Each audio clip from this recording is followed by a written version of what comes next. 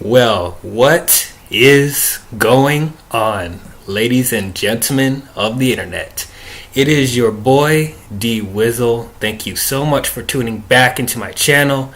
This is episode 4 of the D-Wizzle podcast, and it is the moment you've all been waiting for.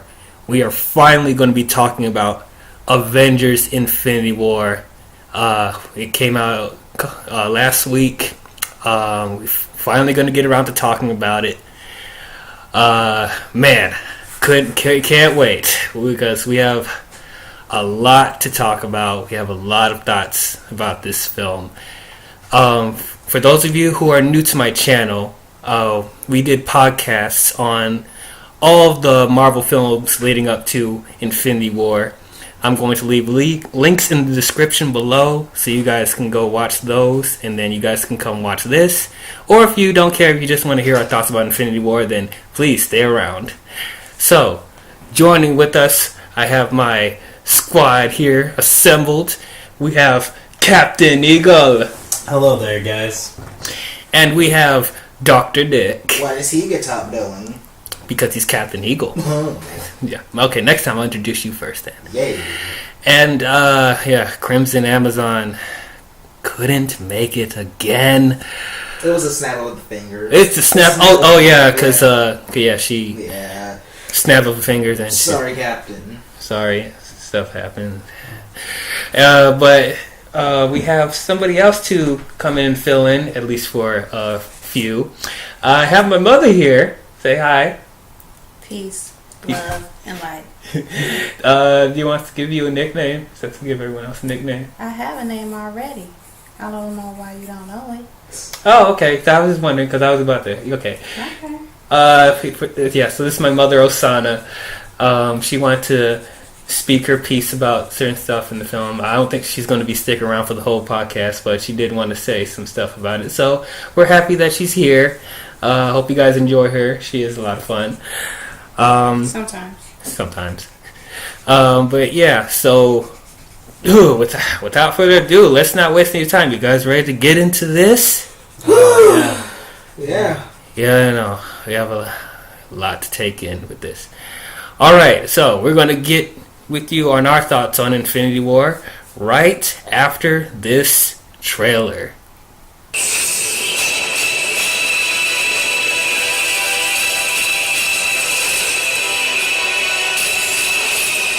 Evacuate the city. Engage all defenses. And get this man a shield.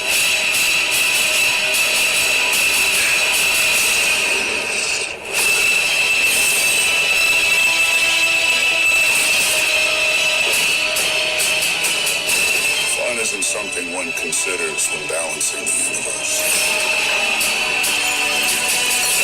But this does put a smile on my face.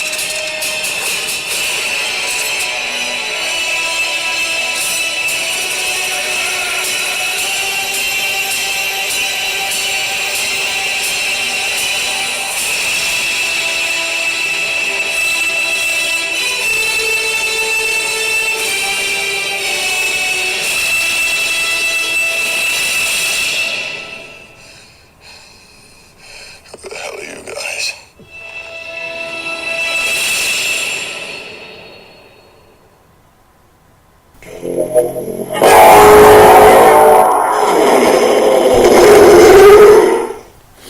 Alright, Avengers Infinity War. This originally was supposed to come out May the 5th. May the 5th be with you, Star Wars Day. Revenge of the 5th. Revenge of the 5th, exactly, yes. But Marvel decided to push up the film to April 27th, because I guess regularly Marvel films were released in other countries before the US, and I guess the theory is that there's quite a few surprises that happened in this film, and they didn't want anything to get out, so they decided to just release the film everywhere at the same time. And I can definitely see why. Yeah, that's a smart move. Yeah. Yes. This film has been 10 years in the making. 18 18 movies, starting with the first Iron Man film that came out in 2008. We didn't even think of the idea of having a large cinematic universe from Iron Man. But man, how far we have come. Ever since the first Avengers and that end credit scene with Thanos, we were waiting in anticipation to see Thanos on the big screen kicking ass, fighting the Avengers. And not only that, this universe has become so big with so many characters. We're also waiting in anticipation to see all of these characters in one film fighting together. And today, it's finally come. There has been some ups, there has been some downs in Marvel. But this movie was coming for sure. We were hoping it would be everything that we hoped for and more. Hoping it would probably be the Godfather of comic book films. That's how much it's been hyped. The trailers for this film made it seem like that was going to be so. Thanos, well, design got tweaked here and there. Wasn't exactly consistent. It seemed like he was going to be a badass villain. And you have all these characters working together. But of course there's come some skepticism. There's so many characters. How can everyone have equal shine? Just like you just have so many things going on. Oh, I was definitely worried. And with Thanos being hyped up for 18 movies, there was I couldn't even think that he would live up to the expectations that everyone has been building up. Oh. Before we get into our general thoughts, I just want to apologize because I know people have been waiting for our first initial reactions for this film and for me to do a non-spoiler review for this movie. And just, out of goodwill, I decided not to do that because I was not prepared for what I saw in the theater. I was not emotionally ready. There was so much to absorb in this film. I just decided I needed to see it a couple more times before I started talking about it. I just decided to wait for the podcast because there was no way I was able to get my thoughts out there without talking about specific things. So, I'm just letting you know right now, as if you haven't already figured it out, this is a spoiler-filled discussion. We're going to be talking about every little detail about this film as if you saw the movie along with us. So, if you haven't watched the movie, please go watch it and then come back because we don't want anything spoiled for you. But the movie's been out for like a week or two, so we assume mostly everyone has seen it. So, this is your final warning. Okay. What did I? I don't want to start first, so I'm gonna go with you guys. Doctor, what did you think about Avengers: Infinity War? Did it live up to the hype? Is it a fantastic film? Did this culmination of 10 years pay off for you? I hated this movie. Here we go again. Here we go again. Oh my god. This movie, I remember I was there opening night when Avengers 1 came out, and I was with my girlfriend at the time, and we stayed post-credits, and literally when I saw Thanos, literally when he said to do this is to, the guy said to do this is to court death, and we saw who turned around? Thanos. I lost my mind because I was like, oh snap, it's Thanos. It's pretty much was building up. For people who don't know in the comics, he pretty much is the big bad. He is one of the big boys of Marvel. He can wreck, well, people have seen now, he can wreck house. Mm-hmm. And literally to build up to him, is insane. And now that this movie's come out, it is fantastic. It is a fantastic movie. But the thing is, with this, it's hard to classify it as a movie. Because this feels more like an event. Yeah. Like, this is pretty much the equivalent of a season, part one of a season finale. Mm-hmm. So it's hard to classify it as a movie, because this is still part one. This is pretty much the setup. We have to see what happens next year with part two, but from watching it now twice, this is a great movie. This is great. Okay. Captain Eagle, what did you think about Avengers Infinity War? Did it live up to your expectations, or did it fall short? Mostly it did live up to it. Yeah, I mean, there's no denying this is an incredible ensemble comic book movie. You know, with just so much going on, the stakes are so high. You know, I was thankfully blown away by Thanos, because I've been, you know, joking around calling him Purple Josh Brolin for months. Mm-hmm. But no, that is Thanos. He was amazing, you know.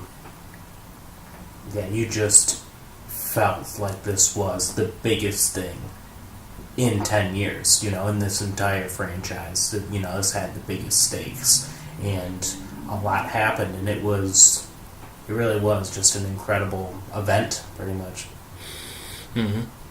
Mother Osana, what did you think about Avengers Infinity War? How did you feel walking out of this event? Well, first of all, I didn't have many expectations. I was coming looking for a great fight. And I think they failed on that. Also, I'm not, you know, into comic books, but I am a Marvel fan.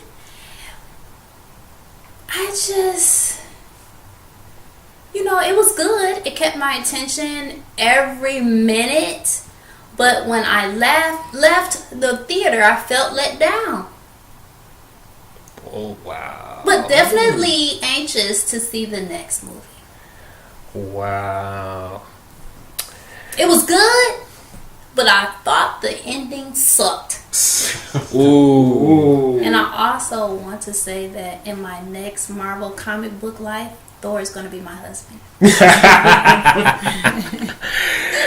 Oh, wow. Interesting there. Okay, so I'll give my thoughts about it real quick.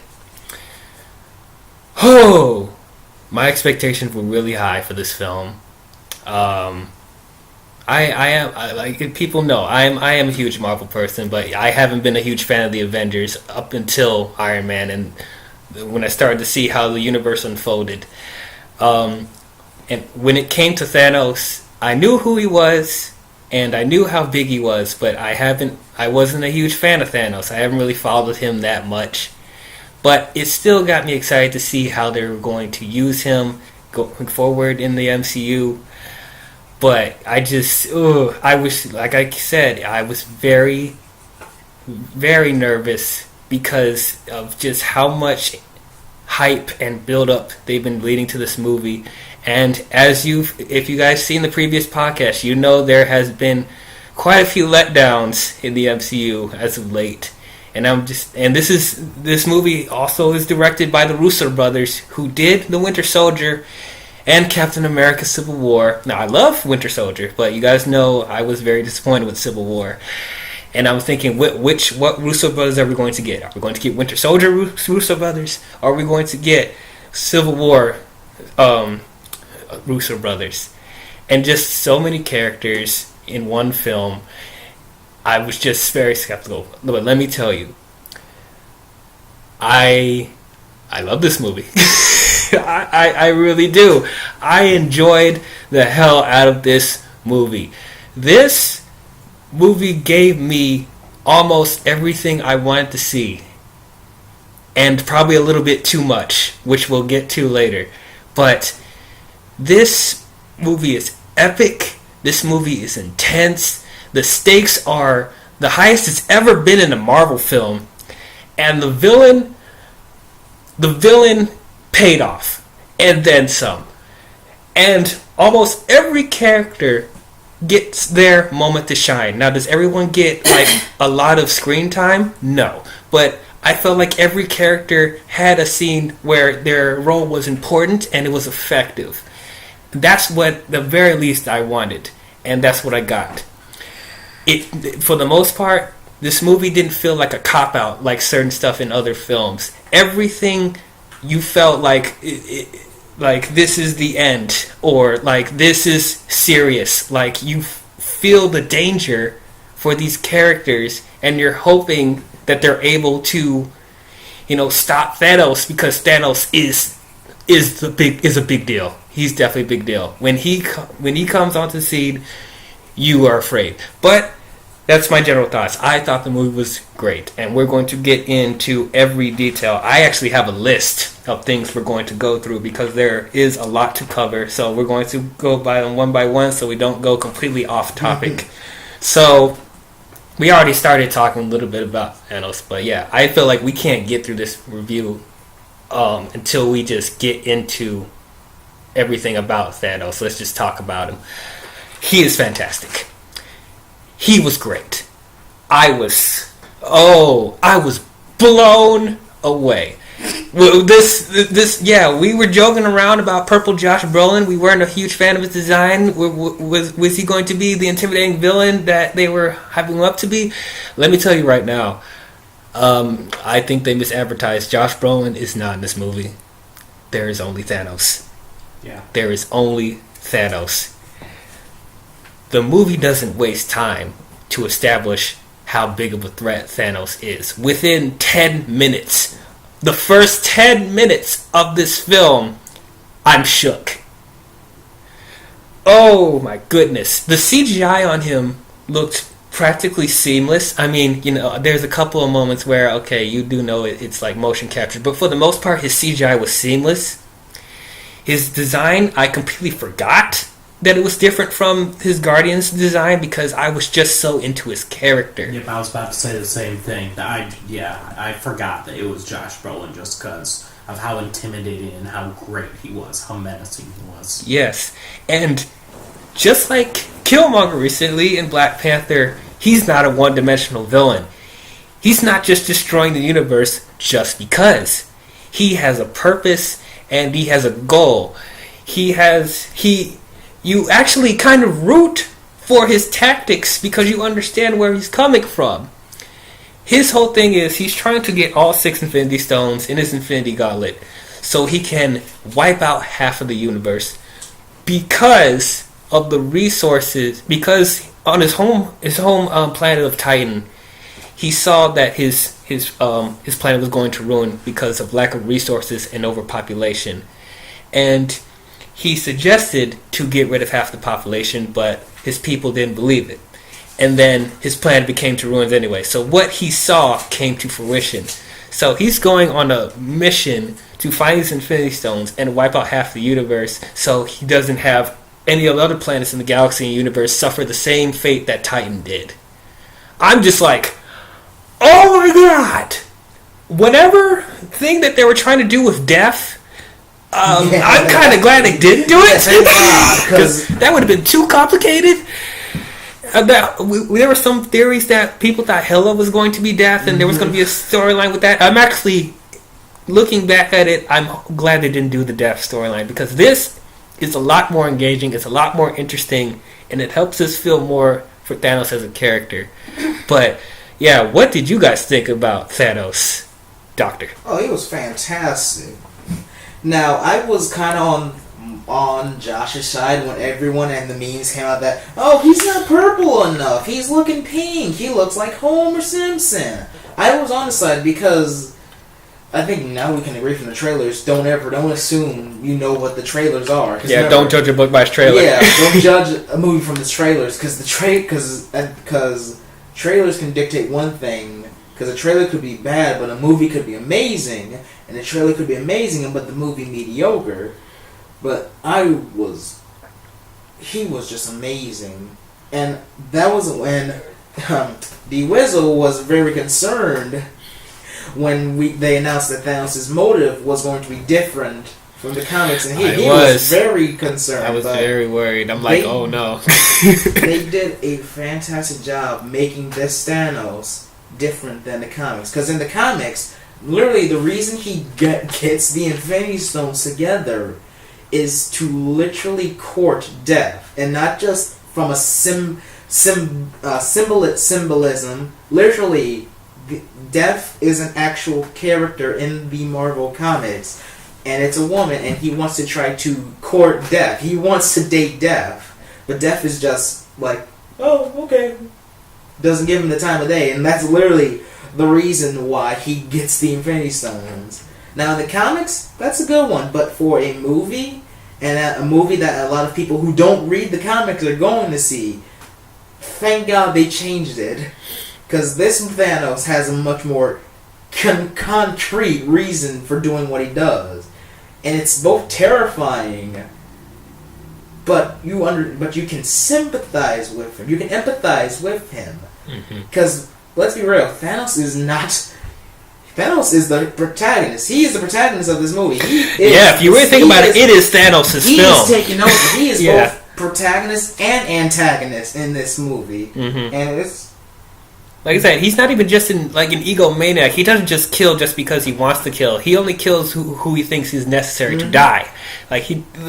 He's not psychotic. He's just because he just so believes in his reasonings that this is the good for all species in the universe. It almost reminds me of General Zod in Man of Steel, because it's kind of a similar thing, because he believes his tactics are what's right for his species and his people.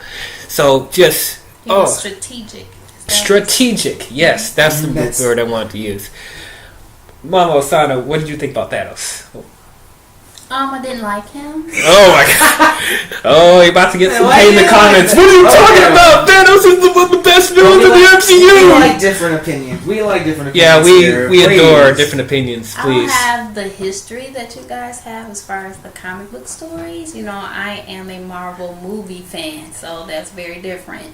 So I don't know how he originated and what his whole plan was. It was news to hear that he wants to court Death, and Death happens to be a female. Wow, how interesting is that? Anyway, I feel as though, he's a great villain, for sure. He played the role. But that, to me, he was trying to be a god. Are all of them considered gods in their own right? Or just Thanos? Well, not everyone. They're not technically, gods. You're talking about god level. They're showing like a spiritual god. There's no, because Thor technically is an alien. They're all extraterrestrial type people. Okay, but to acquire all the stones, and they all represent spiritual gifts. To me, that is representing the entire universe, which is very godlike.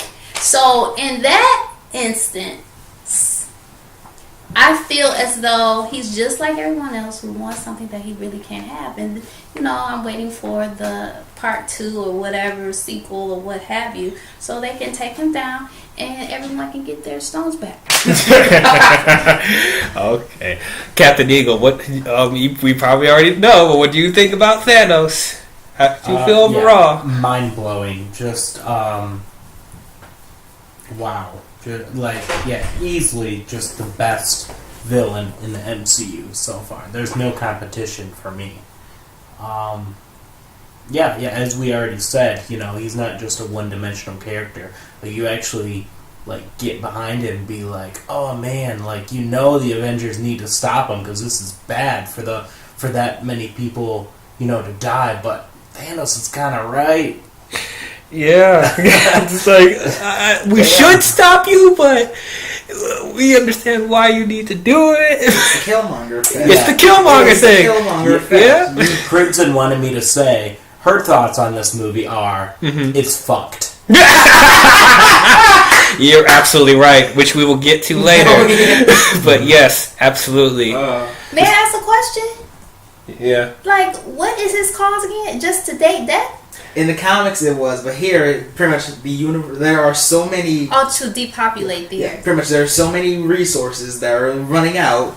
We need to cut that down. So are we in agreement in real life when, they feel the same way about our planet now? I mean, you're in agreement with half of you must go? Yeah, You want to support that? You guys support that theory? Well, that's why it's so interesting, because we don't want to support it, but we understand why he feels that way. Empathy. Yeah. Empathy, You yeah. have empathy for that? Okay. Yeah, not Yeah. sympathy, but empathy. I Empathy, understand. yeah. I understand the difference. But I just don't understand why you guys feel like you need to go down with the ship. Because, technically, you know what I'm saying? I mean, if you were on the planet at that time of that, Thanos was trying to, become the god, and you had to leave because, hey, it's too many of you. Well, like you will be okay. You know what? I understand what you mean. So here, I'm the sacrificial lamb.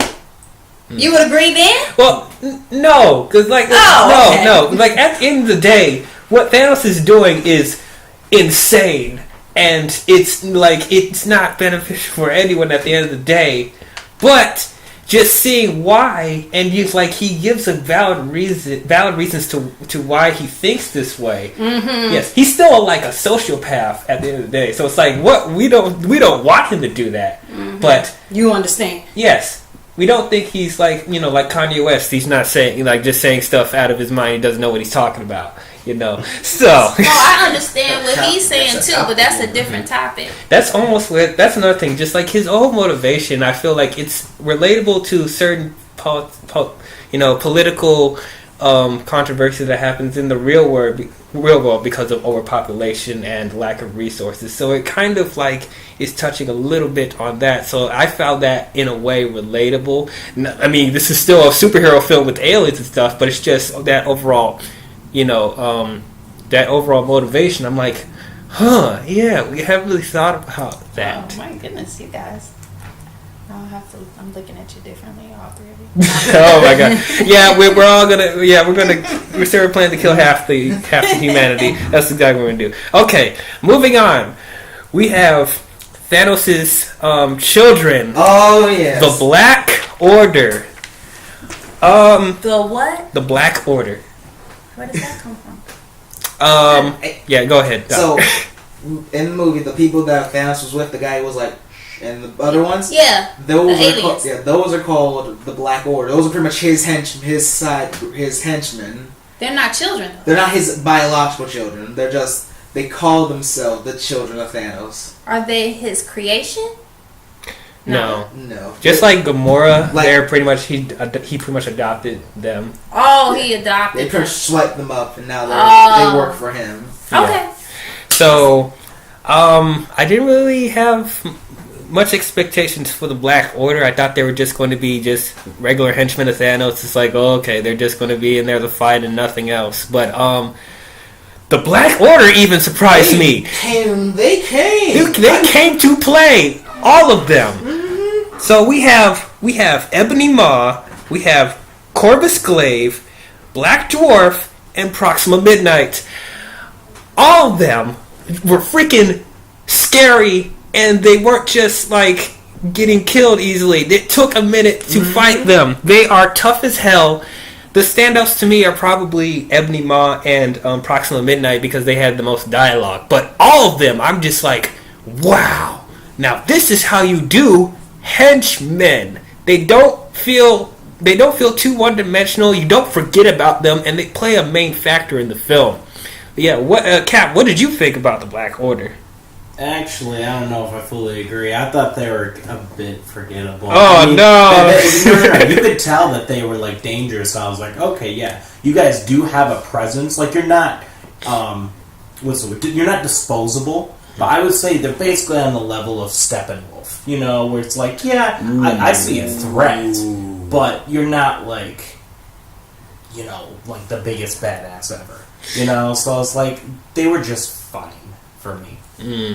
Okay. What do you think, Doc, of the Black Order? I was the same way with you, Dwayne, because when they said Black Order, was kind of okay, and I was assuming they were just going to be just here one moment, then gone the next, but they were great. Ebony Maw, literally, if Thanos wasn't here, he could possibly be an antagonist, because literally he was most of the work. He kidnaps Doctor Strange, pretty much kidnaps Doctor Strange, and also Tony and Peter, and he nearly tortures Doctor Strange, and he was just great. They were great. Yeah, they need to be great. Like, I mean, we were at Thanos, but that's just the added sprinkles on this Sunday we have. Just to show how powerful Thanos' army is. Like, they definitely helped to complement Thanos. It didn't feel like, just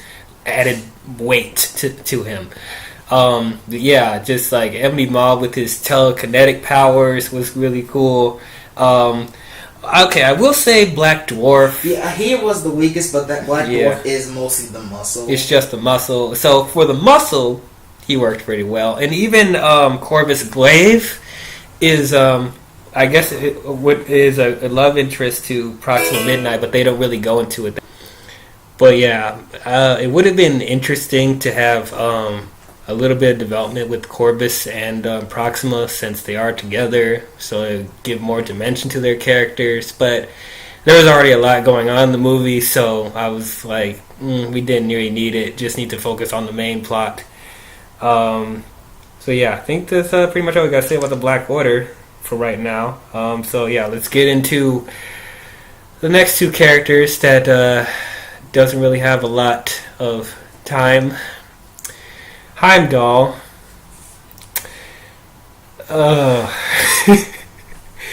He's the first one to die too. Why black guy always gotta die first? Yeah, the black person dies first. Why are they gonna do that? I didn't even realize that until like a few days later. I'm like, oh, they actually killed the black guy first. But once again, as I said in my Thor Ragnarok review, was his role in the movie big? No. But was it important? Yes, because he manages to get Bruce Banner to Earth to warn the Avengers about the upcoming threat, so he was important in that aspect. But no, then he, kicks the bucket and gets killed by Thanos by putting a spear through his heart. Jeez! It's a family picture. I don't know anymore. And then we get to Loki. Oh, once again, just now. Which one is that? Loki? Yeah. The Thor's brother. Oh yeah. Yeah. Like, he's probably the first person to ask, like, who's Loki? But yeah. Loki actually had an impactful moment before he dies too. Well, first of all, he's trying to kiss up to Thanos, but at this point, Thanos is done with him and being like, you failed me twice already. Why should I even have you side with me anymore? I don't even need you anymore because I have 2 of the Infinity Stones now. That he willingly gives the Tesseract to him to save his brother's life because Thanos was dragging Thor's beaten up body across the floor, and at that point he has the Power Stone in his gauntlet, and he was about to slowly kill Thor, launching the Power Stone in his head, and then Loki's like, no, stop, I'll give you the Tesseract, because didn't he get the Tesseract in Thor Ragnarok? Yeah, it was pretty much, we see him looking at it, but that was it. So yeah, his part there, he gives the Tesseract to Thanos to save Thor's life. Even though Loki is just a maniacal snake, you can feel like his character is really evolved up until this point, and you feel that he genuinely cares about Thor. So at the end of the day, that's even if they're going to kill him off right here and there, and he won't come back in future films, I think this is a good arc to end off on. Yes, for sure. But yeah, Loki tries to attack Thanos twice and fails miserably, and then Thanos chokes him to death and snaps his neck on screen. They make you watch that. And it's at that point where this establishes the tone for the rest of the film, for the most part. No resurrections this time. Loki, Thanos isn't letting anyone off easy. No. Yeah. Like, he ain't playing around. And it's like, he even takes out the Hulk seamlessly, because like Loki tries to do a sneak attack. You know, he planned a sneak attack with the Hulk, and the Hulk gets some lunges on Thanos, and you think, oh, this is going to be this good fight with Thanos. Oh, no. This ain't a fight. This is an ass kicking from start to finish. He freaking annihilates the Hulk, doing combo boxing moves, and freaking lifting him up and slamming him on the floor. Took him to Suplex City. Suplex City, bitch. Like, just seamlessly taking out the Hulk. That was crazy. Yeah, because, like, up until this point, the Hulk hasn't really been taken down this easily. And so to see it here from Thanos, I'm just like, oh my gosh, what are they going to do now? What are they going to do now? I do have some gripes about the Hulk later, because of this, Hulk doesn't come out at all for the rest of the film. I do, like I said, I have some problems with it, which we'll get to later, but overall, just establishing how big of a threat Thanos is, that was just jaw-dropping. Also, it did help to give Banner more development as a character, because everyone just is, leaning more towards the Hulk because he's more exciting, and of course, he's one of the most powerful characters in the Marvel Universe, and Banner's just like the shy scientist and stuff like that. So for this movie, it did help to give Banner more of an arc. So I appreciated that on that aspect. And so Heimdall sends Hulk to Earth, and Thanos blows up Thor's ship with him on it, with Loki's dead body laying there, and I'm just like, this is only the first 10 minutes, guys. This is only the first 10 minutes. So he gets shot. So Bruce gets shot to Earth and crashes in the Sanctum Sanctorum where Doctor Strange and Wong is, and Banner's like, oh, Thanos is coming! Thanos is coming! And Doctor's like, who? And then here comes the main titles. Dun, dun, dun, dun, dun, dun. And that's probably one of the very few times you hear triumphant music in this movie. Twice we get that theme. Yes. Even that felt a little out of place. I was like, don't give us this happy, Avengers theme. We just watched two main characters die. Mm-hmm. Yeah. It's like the movie is so dark. And there's just some moments in the movie where they're trying to add in some lightness and some jokes here and there. I'd be like, it's okay, it's not all doom and gloom, but we're just all like, no, this is too dark, man. Actually, I like, because that's how it should be, because like it's also a thing with some dark content. If you have humor in it, that will actually make the darker parts hit harder, because like if we took every bit of humor out and it was just dark all the way through, most of us would be miserable wrecks. But you have to have some dark and some brevity. One, for people who just like, can we breathe, please? Can I breathe?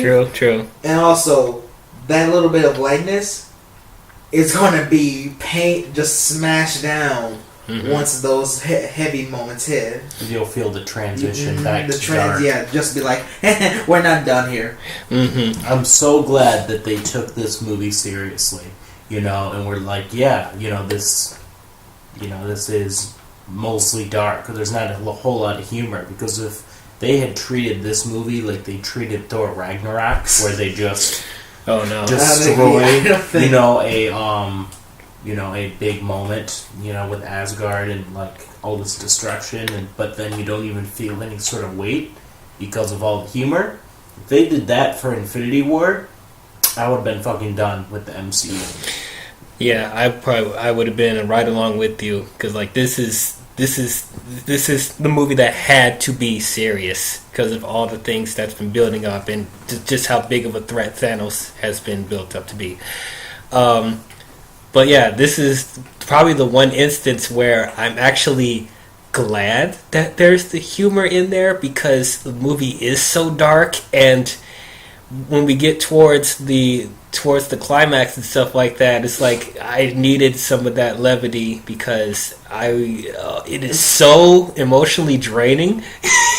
Plus, some of the humor works. Yeah, like with the Guardians, it makes sense because because it's also more sad for the Guardians because this pretty much Guardians 1 and 2 take place literally right back to back, and now pretty much after the stuff with Ego, they're just like and pretty much find out, hey, there's someone else who is bigger than Ego, and he's coming, and they're like, okay, let's go. So with the humor with them, it makes sense because they think they don't know anything that's going on with Earth. So they find out, hey, there's a bunch of other people who are doing things, and there's a big bad guy coming. They're like, yeah, right, no. Plus, most of them are pretty smart alecky. So they would probably be like, what is this? The Guardians of the Galaxy, bitch, we got it. The Avengers, who? Oh? Right. Avengers, man. Yeah, we'll get to the Guardians more in a minute. But yeah, getting back to Doctor Strange and Wong, what did you guys think about Doctor Strange and Wong? They were pretty good. Yeah, they were good. But Benedict Cumberbatch always brings in a good performance, and Wong is always good. And plus, with Doctor Strange, there's a lot of theories that are going around. Oh man, yeah. There's a bunch of theories about Hulk and Doctor Strange. The reason why Banner and Hulk didn't come up. There's a theory that Hulk knows what's going down. That the theory is because we know Doctor Strange knows what's happening. We know that, but did he tell Banner and Hulk what's going on too? And maybe that's the reason why Hulk is not coming out. There's a bunch of theories that are around about Hulk. We'll get to all that stuff and speculations. This is the Mother Osana. What did you think about Doctor Strange? I really like Doctor Strange, although I felt like his 14 million possibilities was a little extreme. Yeah, we'll get to that later. Also, before we had an outside conversation about this, I felt as though he didn't use his powers effectively. Like he has the power of using his mind to create whatever it is that he needs for that time, not just to see what's in the future and all these different possibilities, but you can create with your mind. That's what he learned before he was officially Doctor Strange, or what's his title after he earned the cape? Sorcerer Supreme? Yeah. Before he earned that title, he learned how all his power is in his mind. So with that capability, I thought he could defeat Thanos. Just because Thanos needed a stone, 6 of them, in order to be the most powerful. But you can't outpower the mind. You can't take it away from someone, and you can't prevent them from... Well, you can prevent them from using it, but in this case, that's not what actually happened. So, I mean, maybe I'm thinking too metaphysical with it, and not more fairy tale-ish. But I believe that a lot of these Marvel stories and DC stories are synonymous to metaphysical things that really can occur. There is some like power level like consistencies that you could question, which I'll talk about later on. But regarding Doctor Strange himself, this is the Doctor Strange I wanted to see in a standalone film, because this is where he's utilizing most of his abilities. I mean, yes, there's like 20 other abilities that he's able to do if you read the comic books, but just seeing him full-fledged experience Doctor Strange, this is what I wanted to see. Benedict Cumberbatch, once again, is amazing as Doctor Strange. Wong was actually really good too. Didn't have too much to do except for that fight in New York, but definitely he works off well with Strange. And then we get to Iron Man, Tony Stark. Didn't understand why he didn't get beat down more than he did. I just don't. I mean, he's able. I mean, he's Tony because, well, no, he's Iron Man because of the suit. So once the suit started to dissolve or whatever, it got beat off of him. Whatever it was. Okay, hold on. Save that for when we talk about the Battle on Titan. But yeah, what did you think about Iron Man overall in the movie, like character-wise? I don't know why he had to stay on Titan. Is that too much to? That was his plan. That was his plan. I just felt like he was misplaced. I mean, I think they should have been back in Wakanda fighting with everybody else. I just thought that Tony, of course, he's smooth as ever. You know, he played his role well, but I just think that if you're making David Banner or Bruce Banner or whatever his name. David Banner. Well, that was, remember the TV show.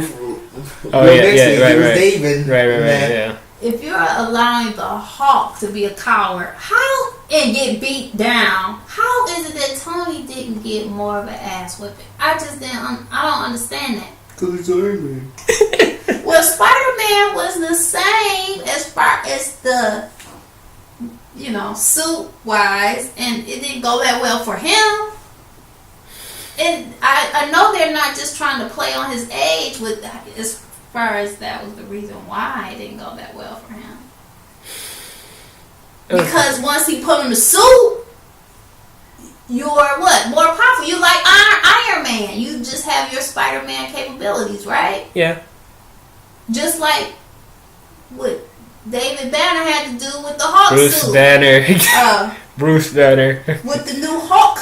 Hulkbuster. Suit. Hulkbuster. Yeah. Let's hurry up and talk about him. We didn't even get to talk about Iron Man. So, well, I'm not talking about right now. Okay. But anyway, Iron Man. I really liked him. He's not making as much brass decisions as he was in the previous film.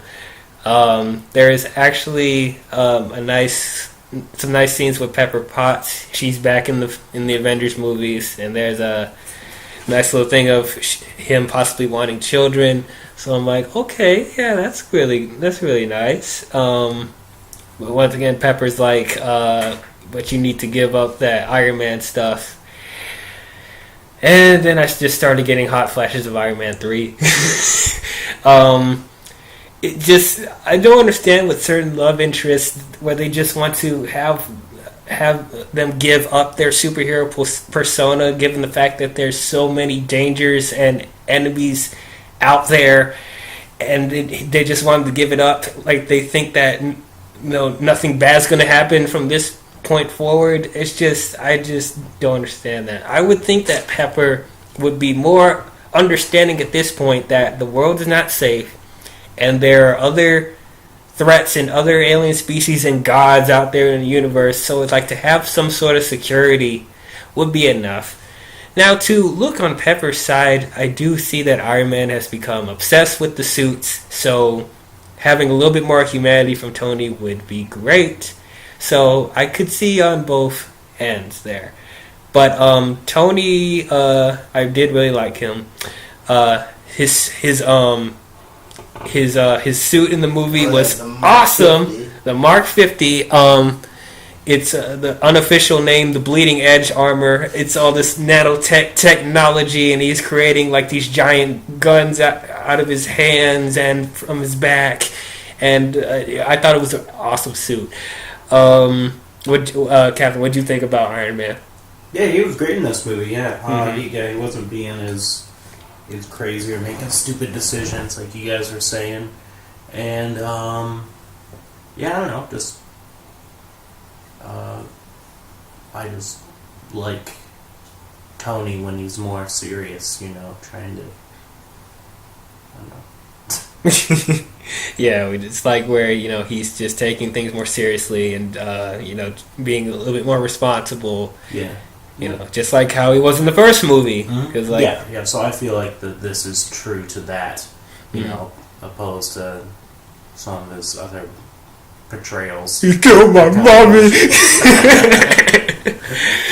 But yeah, definitely good. Doc, what did you think about Iron Man? Well, he was great too. Like, this really is the summation of Tony's character arc, because remember, he went from pretty much being the more playboy, and now he's settling down.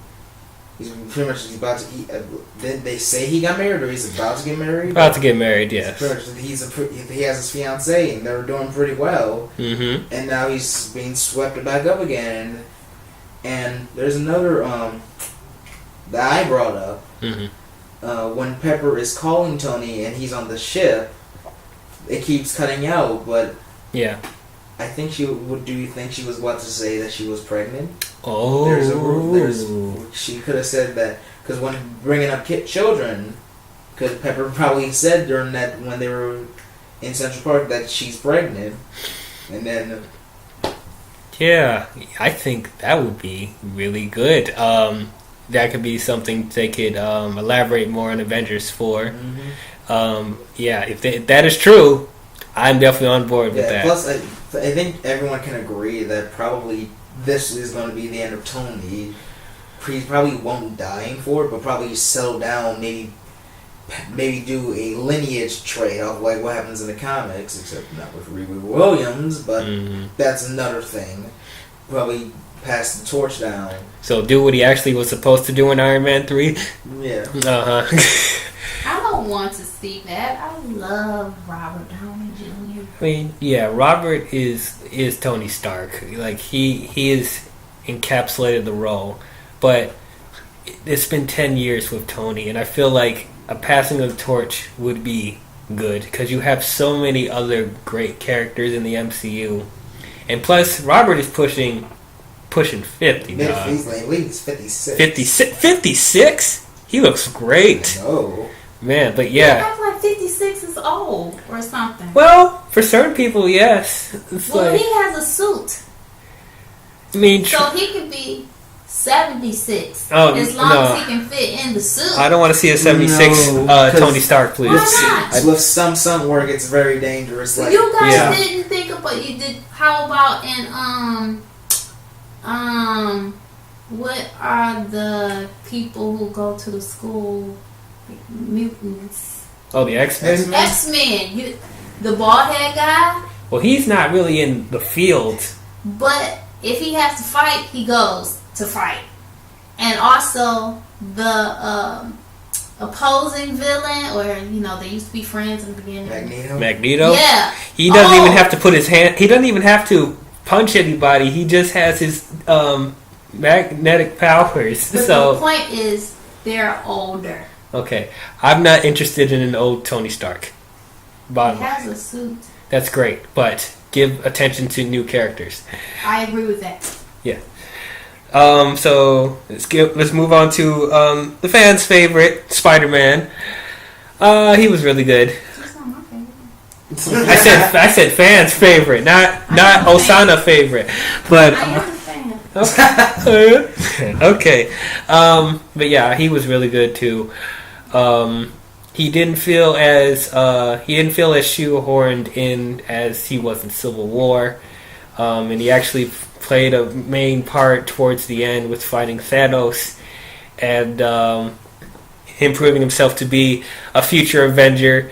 And he has this cool Iron Spider suit. Hey, that was badass. I love the Iron. Oh. Yes. Yeah. Crimson loved that too. She wanted me to say that. Mm-hmm. As soon as they alluded to it in Spider-Man: Homecoming, oh, he's gonna put on the suit. I can't wait. In Infinity War, and he puts it on, and it looks amazing. It looks great. There was. It also has like the spider legs that come out of the back, like the comic books. I lost my mind when I saw it because that is a definitive point of that suit. Because it's one of my favorite suits that he wears in the comics. And when they said they were doing it, I was like, are they going to have the spider legs, or would that look too dumb? Too dumb. It didn't look dumb at all. No, it wasn't. It had a practical use. Yeah, it was great. I was hoping that they would go into more of his kill mode in this movie, just to see what it does. Because Thanos is big enough to use it, so it's like, yeah, use the killer mode. But no, didn't do it. So I was okay with it. But I like the Peter's trying to show Tony, because like Tony doesn't really trust him being out in the field because he feels he's too young and he's not as experienced. But Peter's trying to prove his worth, show that he's just as useful, being like a kind of a war to Iron Man, even though Tony doesn't really claim him to be. But he wants to help out. You can't be the friendly neighborhood Spider-Man if there's no neighborhood. Oh, that was a great line. That was a great line. Which makes sense because this is an older Peter. He's 17. This takes place on the timeline. This takes place 2 years after Civil War and Homecoming, and he was about 15 in that. Now he's pretty much a senior in high school. I don't like this young Spider-Man. Why not? Why not? I like the first couple of Spider-Mans where he was a photographer for a newspaper or whatever it was. Yeah, that's right. Intern or whatever. The adult Spidey. Definitely, I don't like this baby Spider-Man. That's how it is. He wants to be an Avenger, so he should be more of an adult, so he doesn't have to be excluded and feel like he isn't as valuable as everyone else and knowledgeable and powerful and strong enough. That's just not fair. I feel like that off with the head of the baby Spider-Man. Bring back the adult Peter. Oh, here come the comments. What are you talking about? Teenage Spider-Man is the best Spider-Man we ever had. It should have been one movie. That's it. We don't need to have reoccurring roles with baby Spider-Man. We don't. Well, first of all, we kept getting reoccurring movies with adult Spider-Man, so it's time to get on the other side of the spectrum. That's what we need. All the Avengers are over 18. Over 21. They can all have a drink. Tobey Maguire is Spider-Man in MCU. Oh, God. No, and plus, from a standpoint, he was 15 when he was bitten by the spider. He was younger when he got out. Then he grew up. And I like the grown-up version. I don't like, because this one is short and everything. No. Dang. About my height. We're very much a year. He's just a year younger than me. Sorry. Oh my goodness. Still short. He needs to be a grown up, even though you guys are all adults too. But for this one, it just seems like I'm tired of the baby. Bring the fully grown Spider Peter, whatever his last name is, back to the Avengers. And we're on the other side of the spectrum being like, we're tired of the 30-year-old Tobey Maguire playing Spider-Man. Yeah, he was 30 years old. He's 42 now. Oh, wow. That's wonderful. That's the perfect age. No, we don't need I'm tired of the adult. No. You're well seasoned. You're full of wisdom, knowledge, and you know how to maneuver through the nooks and crannies of villain. That's worlds. great. I mean, now don't get Peter's like he's like pretty much mid to early 30s now.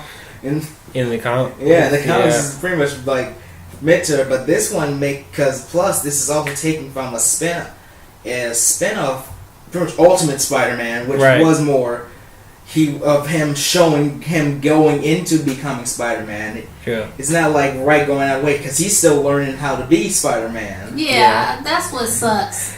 Well, to me, I think it's refreshing because I've seen so many incarnations of him being young adult Spider-Man and him being out of high school. But I know you don't read the comic books that much, but him being in high school is some of his most interesting storylines.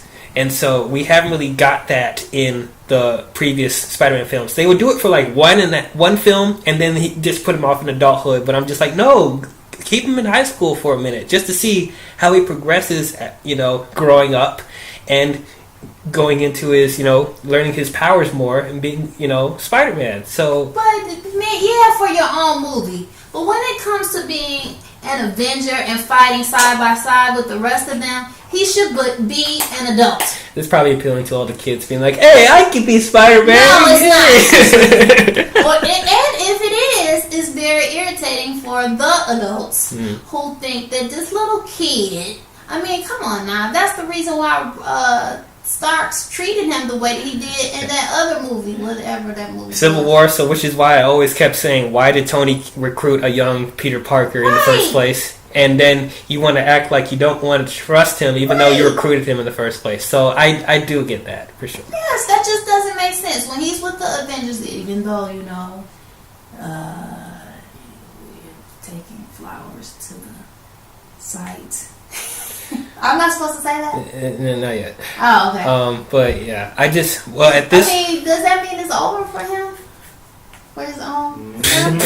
No, I definitely don't believe that, because he just got here.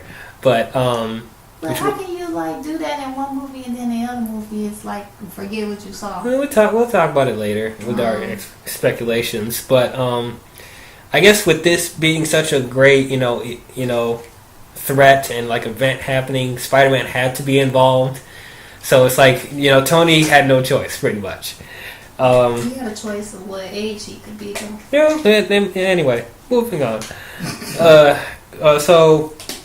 So I did like the overall fighting sequence with Ebony Maw and Black Dwarf versus Doctor Strange, Iron Man, and Wong. Kind of with Spider-Man coming in, that was a great action sequence. Tony and Banner and Doc are talking in the Sanctum about Thanos, and then they hear this loud noise outside, and then they walk out, and there's this giant ringed spaceship, and standing right in front of it is Ebony Maw and Black Dwarf, and they're pretty much after Doctor Strange's time stone in his Eye of Agamotto, and Tony and Strange are you're trespassing on the planet, get lost, Squidward, and that leads to a huge, awesome battle in the middle of the streets. Banner tries to Hulk out, but as we established, he can't Hulk out, so yeah, Strange teleports him somewhere else so he'll be safe. That overall sequence I thought was really good, even though Hulk wasn't in it. There's a lot of comic book moments in this movie, for sure, because I would remember reading these team-ups and just having superheroes come out of nowhere who is in the same facility, just come out and help out because they see danger happening. So that's what they did with Spider-Man, because he was on the bus and he just so happens to see the giant ringed spaceship on the other side of town. So he just freaking springs into action outside the bus and helps Iron Man and Strange. So that overall sequence is great. You're going to say something, Doc? You know what someone's going to say. What? What about the Defenders?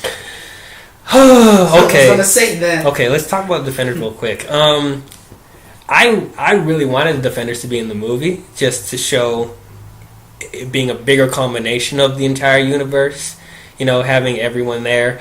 And I know there's this controversy with Marvel Studios and Netflix being they're not sure if they want the Defenders to officially, have stuff going on with the Avengers just yet. But I thought it would be a nice touch. I don't expect him to fight because it's these very powerful aliens. What are the Defenders going to do? But just to have him be in a cameo role would have been nice. But they decided not to do that. But just thinking practical wise, they're in Harlem. This fight takes place in Queens. Because how is Peter there? Lower Manhattan. Lower Manhattan. He was on a field trip. Oh, okay. He was on a field trip, so this is. Because I was wondering where's Spider-Man there. Yeah, he was low. This is Lower Manhattan because the address you put where the Sanctum Sanctorum is Lower Manhattan near Chinatown. Oh, okay. So that part of area of New York City. Right. So either way, they would have to go a good distance to get there because Harlem is not that close to Manhattan, and Also, if you guys watch the Netflix shows and you watch Defenders, yeah, you should watch it. The Defenders is pretty good. There's some stuff that happens. It's not a family. It's not a family picture, but there's certain characters that aren't there right now. Daredevil. So to establish them here would kind of raise questions of where this takes place. So it was fine. And also, like I keep saying, there's so many characters in this movie. I don't know how they were going to put, going to shoehorn in the Defenders at any point. Does it progress the story? No. So I was okay. But anyway, so the overall fight sequence was great with Spider-Man, Strange, and Iron Man. And then eventually, Strange gets captured by Ebony Maw in the spaceship. And Spider-Man tries to go after him. And they go into like the stratosphere, and Spider-Man starts to lose air. And that's when Iron Man calls for the Iron Spider suit. And then Iron Man goes after the ship and tries to send Spider-Man home, but fails, and he gets caught at the end of the ship, and they both get stranded on the ship. So, jumping, because this movie jumps a lot, we jump to Guardians of the Galaxy in another part of the universe. Flying their ship wherever they're going. They're actually going to the site where Thor's spaceship is because they heard a distress call. And that's where they meet it with Thor. And I was waiting to see Thor's interaction with the Guardians because they're both like out there characters, extraterrestrial, and also just having all the colorful characters like Rocket and Star-Lord and Drax just interact with Thor. It was interesting to see, and it was a lot of fun watching them interact with one another. What did you guys think about the Guardians overall, Nick? Oh, they were fantastic. They were fantastic, which I think actually is because James Gunn did write some of their dialogue as well. So you can tell it's not like someone else trying to write them and they're really out of character. Mm-hmm. They're still the snarky guys who do no good. Mm-hmm. Good, and they just felt great. And plus, fun fact, if you notice, their ship is not the same as from the previous films. I believe the Milano was destroyed. Oh, yeah, that's right. You want to know what the name of this one is? The Benatar. He's named the Benatar. Oh, okay. They were fantastic. Plus, I think Drax had one of the best jokes in this movie. Which one? You can't see me. I'm invisible. If I just move slowly enough, I become invisible to the eye. No, you can't. Hey, Drax! Dang it! But they stand out. They were great. Yeah. Cap, what did you think about the Guardians? Oh yeah, they were hilarious. They were great. I loved the interaction between them and Thor when they find Thor just floating in space. How was he able to survive that, by the way? Because he's the god of thunder. Okay. I don't know. When Peter's trying to change his voice. No, you're not. Like, Will, are you changing your voice? No, this is my actual voice. This is my voice. Are you mocking me? Yeah, that whole thing was funny. Mama Osana, what did you think about the Guardians of the Galaxy? Yeah, I thought it was funny. I thought the whole movie had a lot of good humor in it. That's a good combo. Killing and laughing. There's Killing and laughing. There's the title of this podcast right there. Yep, and probably been titled Deadpool 2 when we get to it. Oh yeah. Killing and laughing. But yeah, so Thor crashes on the window of their ship, and Rocket's like, wipe us, get it off. They bring him in the ship and wake him up. And that's when Thor explains what went down with Thanos, and that's when Gamora reveals her past with Thanos. And then Thor, since he doesn't have his hammer anymore, he feels like he needs another hammer to be able to stop Thanos' Infinity Gauntlet. So he has to go to a space station. Does anyone remember the name of the space station? I don't remember the damn characters. Yeah, we'll look it up. The Forge. The Forge. Yeah, the Forge. First, the Forge. Yeah, the Forge. So he has to go to the Forge to create another hammer, which is Stormbreaker. And then Rocket and Groot goes along with him, and then Quill, Gamora, Drax, and Mantis go to nowhere to stop Thanos from getting the reality gem from the Collector. Is this the first time that Gamora really confessed her love for the Captain? For Quill? It was there in Volume 2, but they didn't outright say it. But this is the first time we see like as a legit couple. Right. I don't remember ever saying, I love you, blah blah blah, so much. Honey bun. Well, no, she wasn't like honey bun. Well, you know what I'm saying. She was very like emotional with him. Yeah, that's true. I mean, like I said, the seeds were there in Guardians 2, so I was expecting them to, or I was hoping for them to go into more of it in either Infinity War or Guardians 3, but they do it here, which I was happy about. And they didn't spend too much time with it. There was just enough to show the connection with Quill and Gamora, and it did feel natural for the most part. And there was this really sad scene before Drax does his standing still thing, where he knows a certain thing that Thanos wants, and he says if Thanos gets a hold of her, he wants Quill to kill her. We didn't know what that was until later. So I was like, what are you talking about? What do you mean? What does he know? Should have known it had something to do with the Infinity Stones, but we'll get to it later. But and it was Nidavellir is where Thor is going. That was the name. Nidavellir? Yes. Okay. Yeah, so he has to go there to forge another hammer. So that whole sequence was great. Rocket also had some nice dialogue here and there with Thor. Thor being like, "Hello, Rabbit, are you the captain?" They kept calling him a rabbit. I'm just like, wow, that's funny. Well, he isn't from Earth, so Yeah, he wouldn't know what a rabbit is. And it's very close. Yeah, and even in Guardians 1, he was like, "What's a raccoon?" And then the second film was like, "Trash panda." So I'm like, okay. Groot didn't really do much. Not really, but that's expected. He's teen Groot, adolescent. I mean, he does have an important part yeah, towards the end. Yeah, he did have a scene. Yeah, but most part he was just playing with his doing what game, doing on his phone. Yeah, good. Leave him off the screen. Groot hater. Anyway, and Mantis was fine. Who was that? The girl with the antennas. Oh yeah. Yeah. While I'm still not a fan of Mantis in the comics because she is literally a writer's pet. Mm-hmm. Here she's pretty good, which is also because Palm Clementif is adorable. Mm-hmm. But she has her moments. She has her moments. Mm-hmm. Who was Palm Clementif? That's her actress. That's the actress name. Oh. Yeah. Okay. Mm-hmm. So. All right, moving. Yeah, huh? I should have come more prepared. More informed. Yeah, maybe.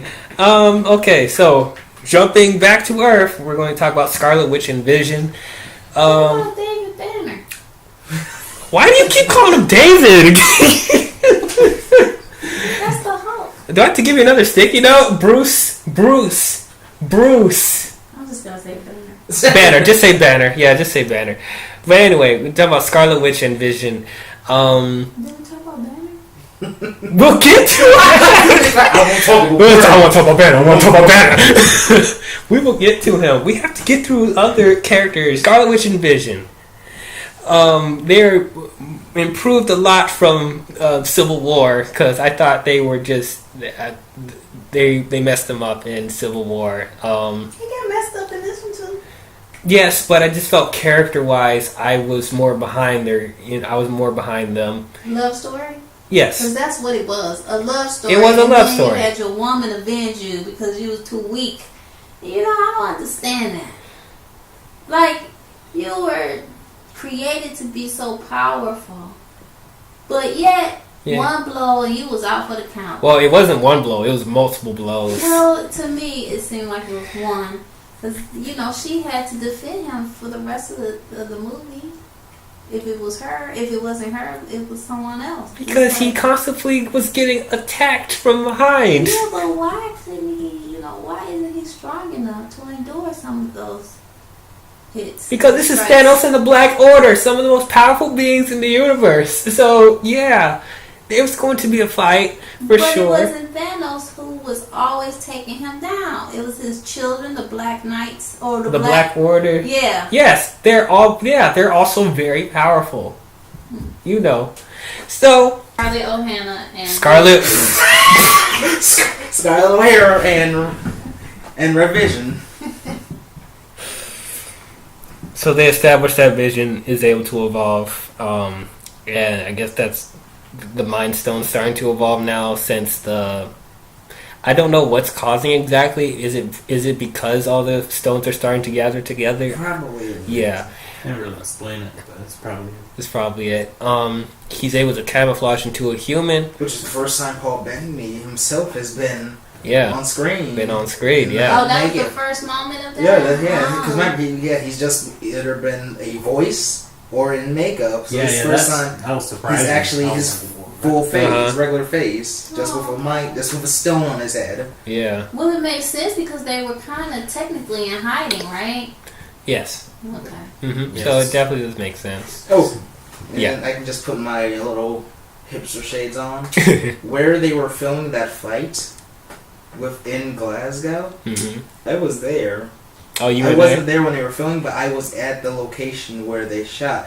They shot it at Durham Cathedral in England, where they filmed the interior shots for Hogwarts and Harry Potter. So I was actually there. Oh, When I saw okay. the columns, I was like, "Yep, I've been there. That's Durham. That's the Durham Cathedral. Beautiful place too. Beautiful place. Sung there too. Yeah, it did look like a beautiful place, even though it was shot at night Yeah. for the most part. So they have it's pretty much love development with Vision and Scarlet. They're almost considering just running away. You know, having to leave their responsibilities with Stark and Cap.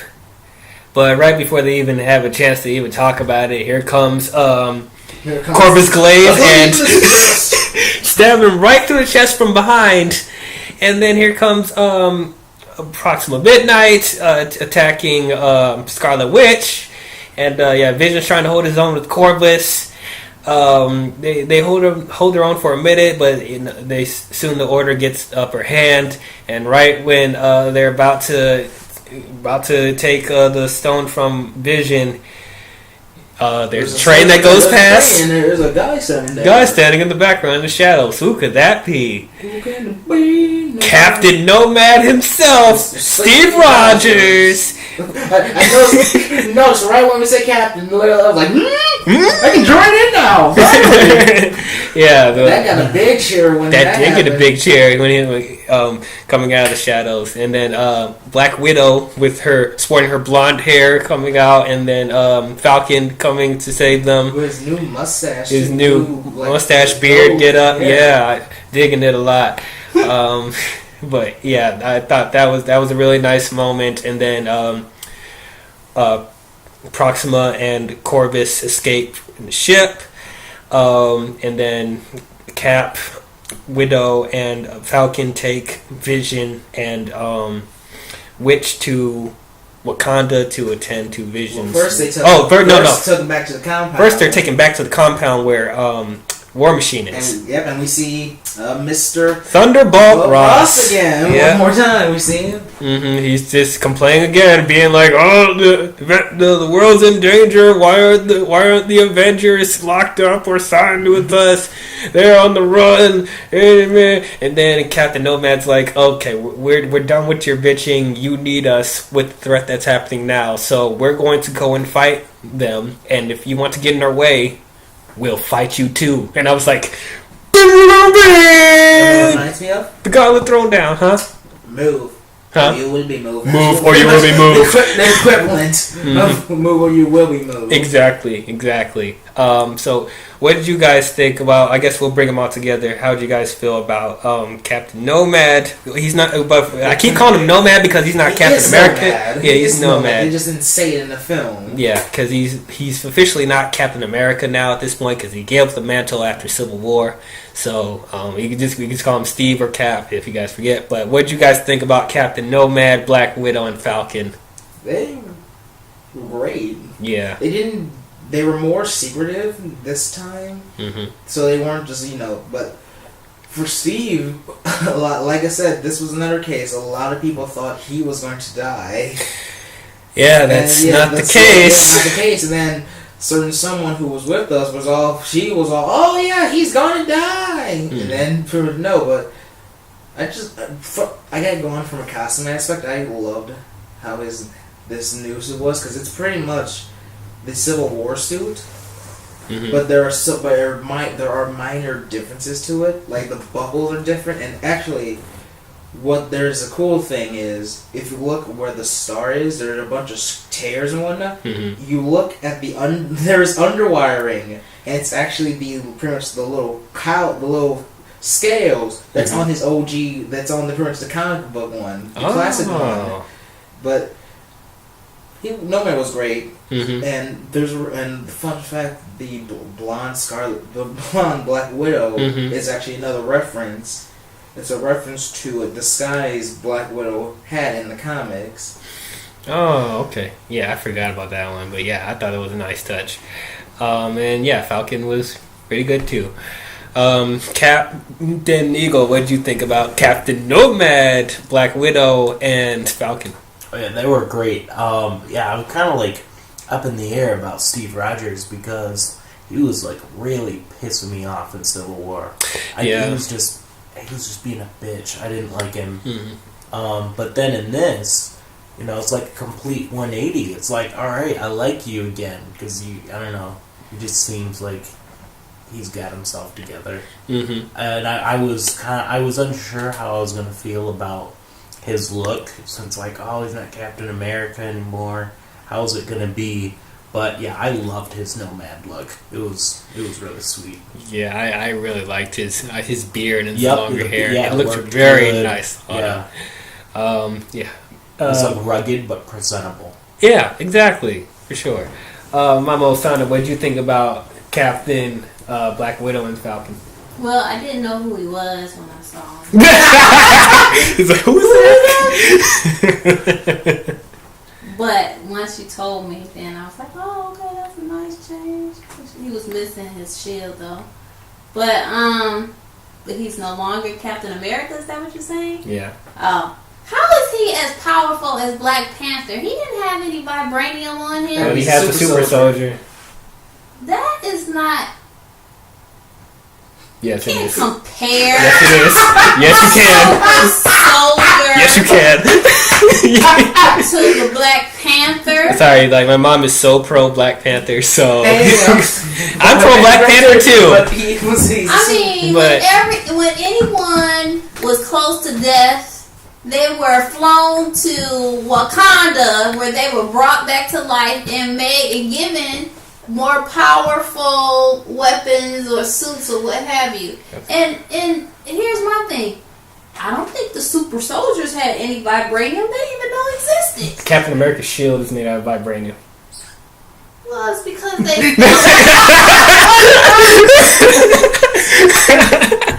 Well, he no longer has it. No, but Wakanda gave him some. Absolutely, that's my point.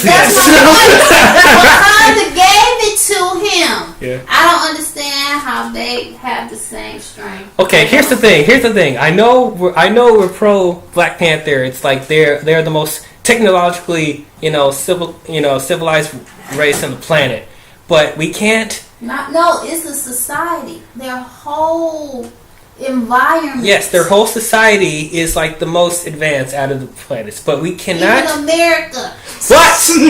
But we cannot count out the fact that there are other people, including America, that makes almost as powerful weapons. I'm not saying on the same course. They go to Japan for that. They don't have any vibranium. This is fiction, Marvel. Oh. Fiction.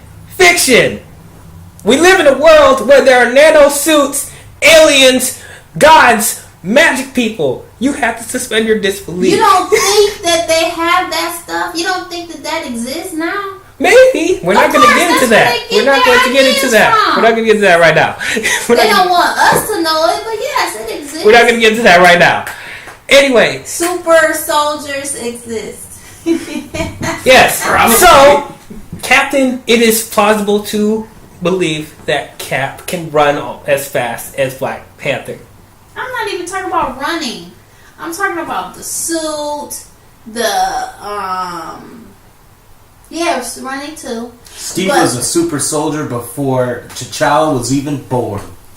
Okay. All right. How old is Captain America? He's like over 100 years old. How old is Wakanda? Probably T'Challa. How old is Wakanda? I don't know. Since the beginning of existence. Yeah, so T'Challa is probably like in his 40s. Yeah. Okay. So no, this reminds me of when my mom saw it too. What if she kept calling Wakanda? What? Wakanda. Wakanda. I was like, what is that? What is Wakanda? Wakanda. That's her speaking with her accent. That's all. So yeah. Anyway, I guess here's other people call it that too.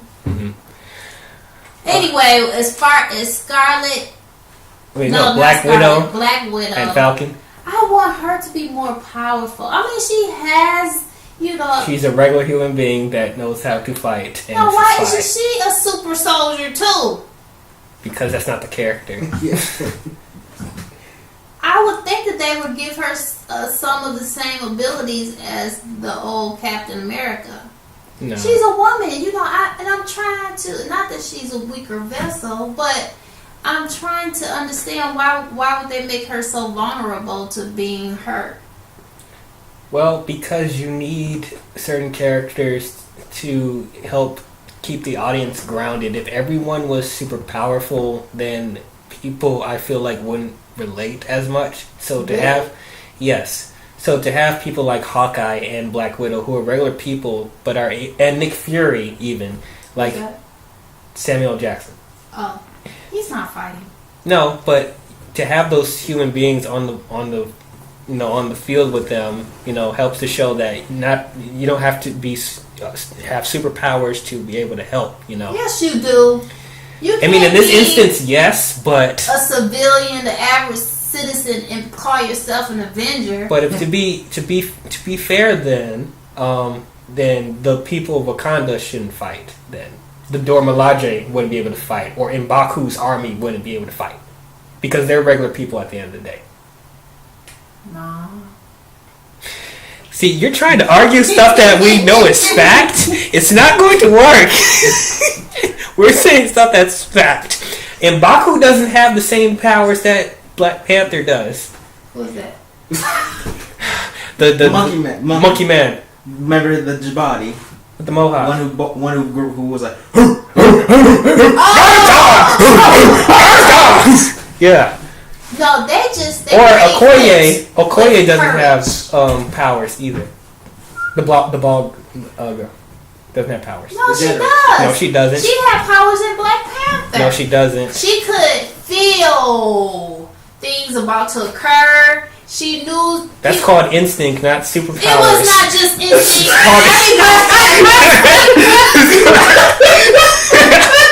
Everyone has instinct. No, she could tell them that something was about to occur, and then it did. What are you talking about? What instinct? Like in the bar fight with the police, when they went to the place. The Korea fight. Dude, we see spies doing that. It's instinct, not superpowers. Spies are trained to know when situations are about to go down. Remember, she was sitting in meditation every day, and she was becoming grounded and focused and centered because she was also strengthening her gift. She does have a gift. Okay, it's not to say that other people in Wakanda doesn't learn the same thing of meditation being one, but they don't have the same ability as Black Panther. And they even established in Black Panther, you can't have the same powers as a Black Panther because he's supposed to be the most powerful. I don't think I'm arguing at that point. I think you can compare them. I'm just saying they have something. Okay, if people want to believe, what you guys think in the comments? Do you think she has some abilities? Please let us know. But no, she just didn't go to karate school and that was it. I mean, no, that's not just it. But I'm just saying she's been trained from birth to enhance her instincts and fight and be more one with her spiritual mind. Doctor Strange. Okay, but you don't see Okoye doing magic either. Okoye That's comes because in she that hasn't sorcerer's tapped supreme. into that part of her mind yet. Okay. Well. Oh wow. I should be a writer. Maybe. Yeah, Falcon was good. Moving on. There's not too much to say because like he contributes to the fight, but there's not much progression to his character. So, same thing with War Machine. Don Cheadle. Oh. Yeah. So, he freaking plays Thunderbolt Ross in when Ross is like, arrest them, and he's like, yeah, sure, and then he shuts him off, and he actually helps them. So, but yeah, same thing with Falcon. He contributes to the final fight, but there's not really much progression with his character. I see he's walking now, Yeah. even though he should be paralyzed or dead from Civil War, but I digress. So, going into... Now we can talk more into, even though we already started talking about it, Wakanda with Black Panther and Okoye and Shuri and Baku and everybody. We're just going to put them all in one. What about Banner? She is so ready to talk about Banner. Let's talk Banner.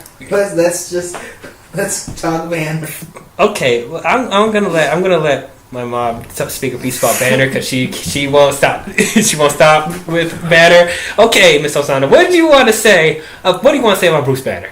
Well, in the beginning, your beginning comments, you said something about everyone in the movie have their moment to shine. Everyone had that moment, right? Yeah. I don't remember Banner shining at all. As a matter of fact, I remember him being quite an embarrassment, cowardly, and unbelievably disappointing.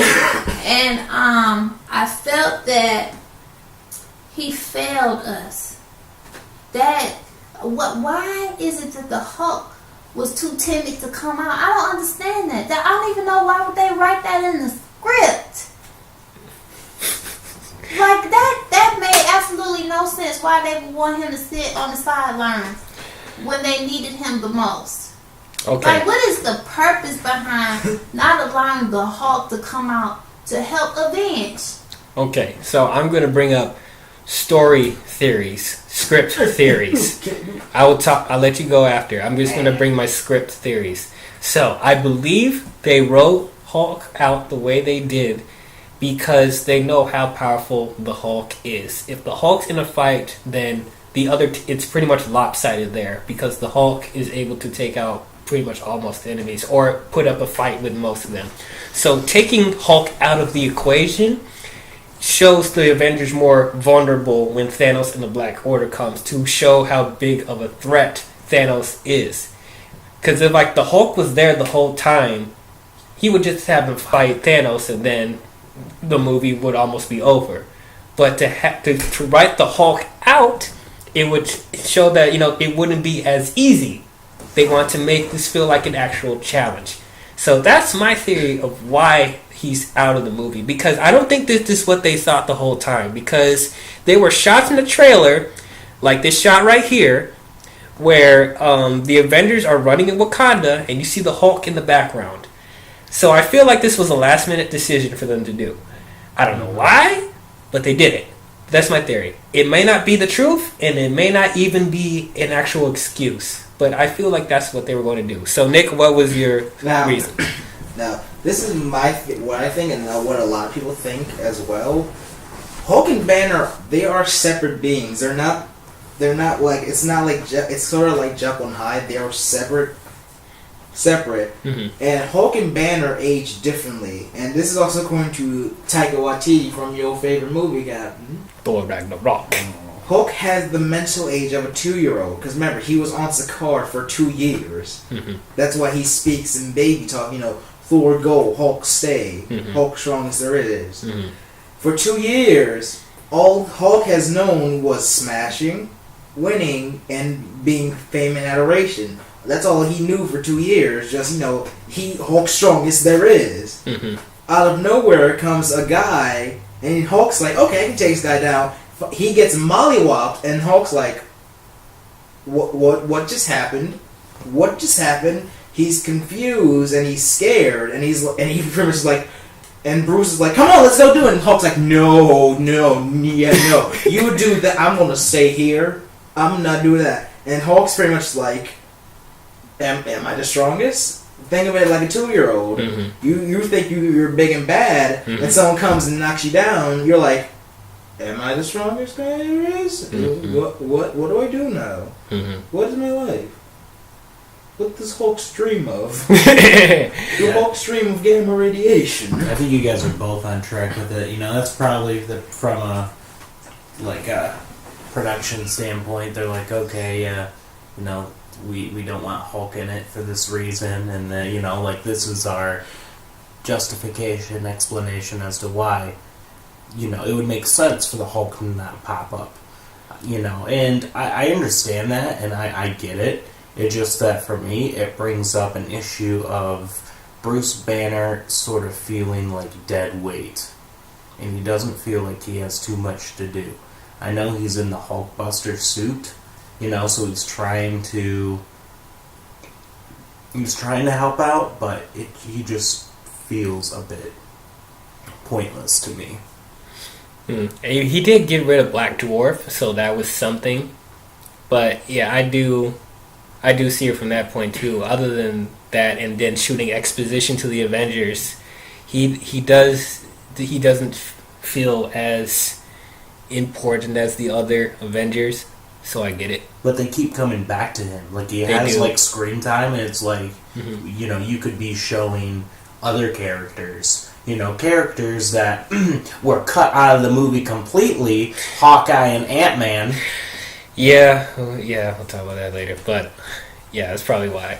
So... I happen to believe this. Even when it comes to fighting Thanos, okay, I understand that emotionally you're saying he's like a 2-year-old.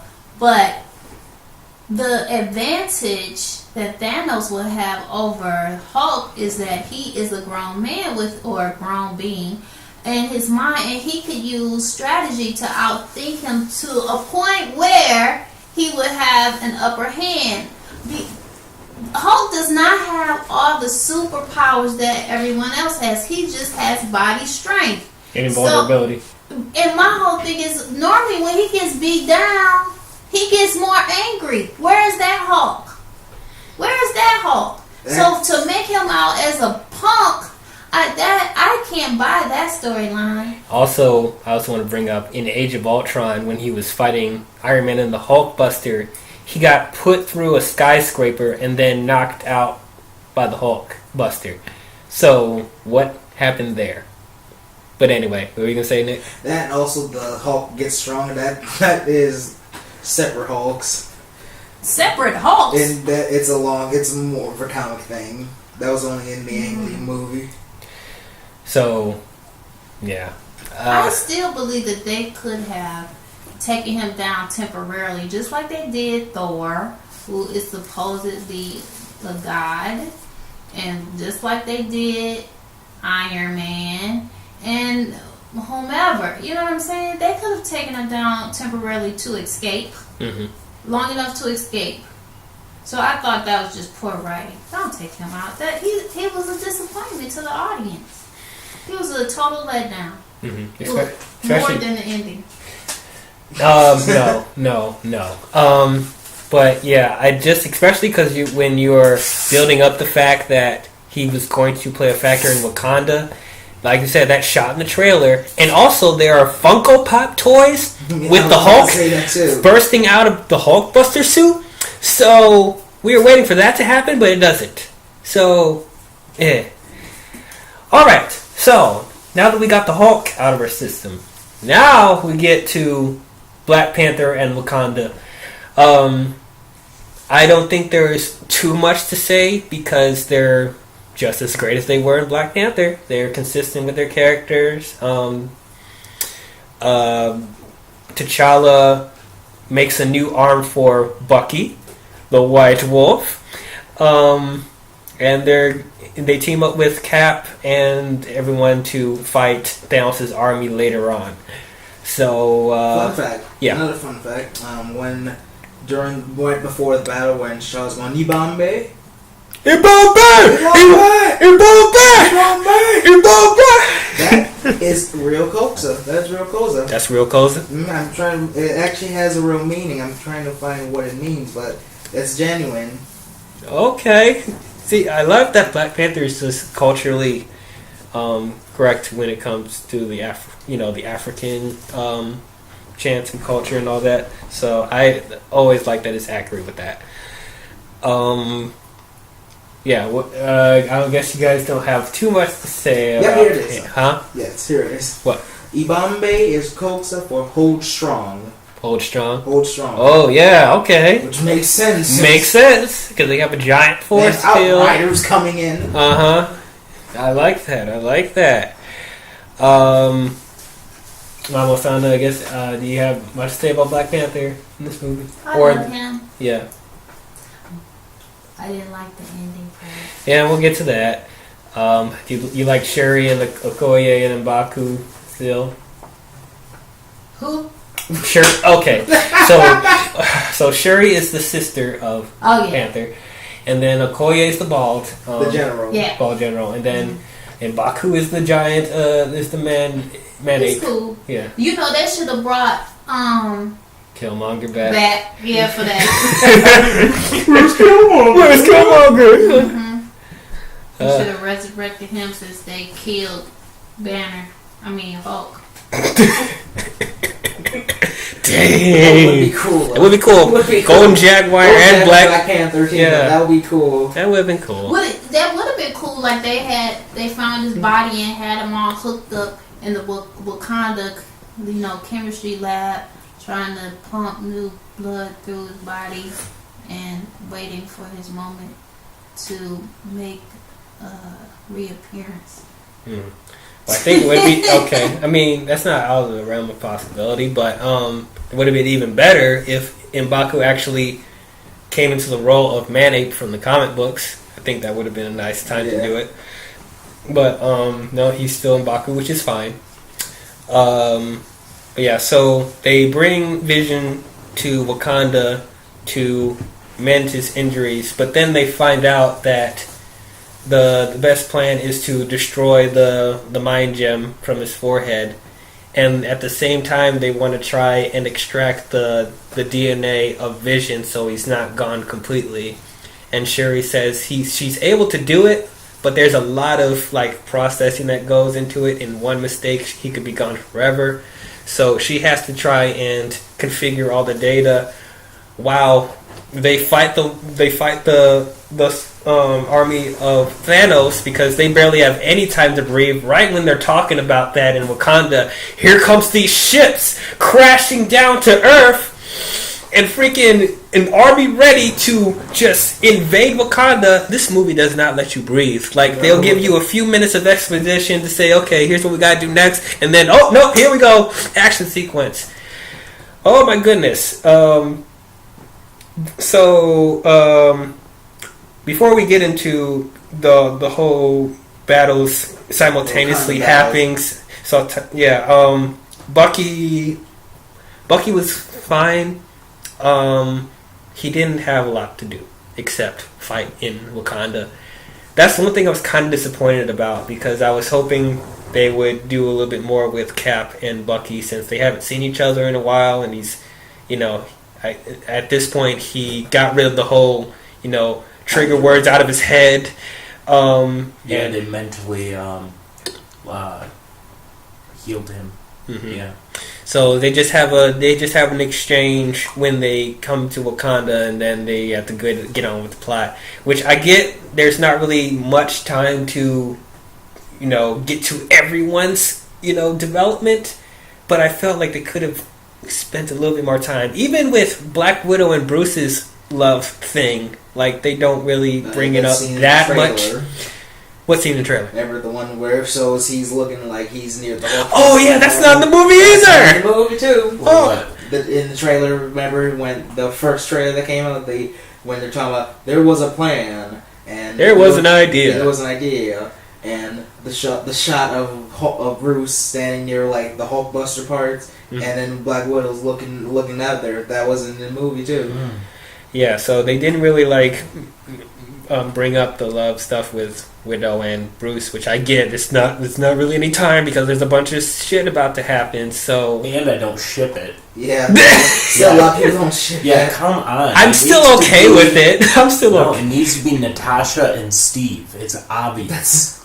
That's technically gone now. Well, who knows? That may either be gone or Love triangle. God forbid. Oh, something else I noticed in Wakanda. Where's Wakabi? He's not. Oh, He's yeah. not. We don't see him. we see Daniel Kaluuya? Yeah, we see. Yeah. We see the border tribe, but we don't see Wakanda. We don't see David Kaluuya. Yeah, that was odd that he wasn't in there. Was he working on a different film, or I think he is working on a different film. I mean, yeah, maybe scheduling conflicts. Probably, but yeah, I did notice he wasn't there. Or even T'Challa's mother wasn't there either. Oh, she was cut. She had filmed. She had scenes. Oh my God! Okay, Yeah. we'll talk about this. We'll talk about when we get to the portions of the stuff that was cut out, because there's a lot of stuff. So yeah, Bucky was fine. Now they give him the title of White Wolf, which is something completely different from the comic books, but I thought was fine. And they don't really do much with it before stuff happens. So, getting into the cranny of stuff. So there's 3 different stuff happening at the same time. So you have the Battle of Wakanda, where Proxima Midnight and Black Dwarf is fielding this army of alien outriders. These 4-armed creatures. Those were terrifying. Just like thousands of them. And then you have Thor, Rocket, and Groot going to the space. It's Norse. Yeah, the space station. Niebler. Yes, where Peter Dinklage as a giant. Entry. Yeah, his injury. He's a dwarf. Yeah, that was a surprise. I know. I think everyone assumed that he was going to be Pip. That they were going to do Pip the troll, which I kind of was warming up to. But then we find out no, he is one of the blacksmiths who not only ran the forge, but also created the Infinity Gauntlet. Plus, it's also funny if you think about it. Etri is a dwarf. Look at Peter Dinklage. And he's the tallest one there. He's the tallest character in the whole movie. How ironic was that? Oh. So, it turns out that Thanos went to him like a long time ago to make the Infinity Gauntlet, and in turn he kills all the other dwarves except for him, and he turns his hands to stone so he can't create any other forges anymore. And also he shuts down the space station or destroys it. Well, it's not really completely destroyed, but it's off. It's not working.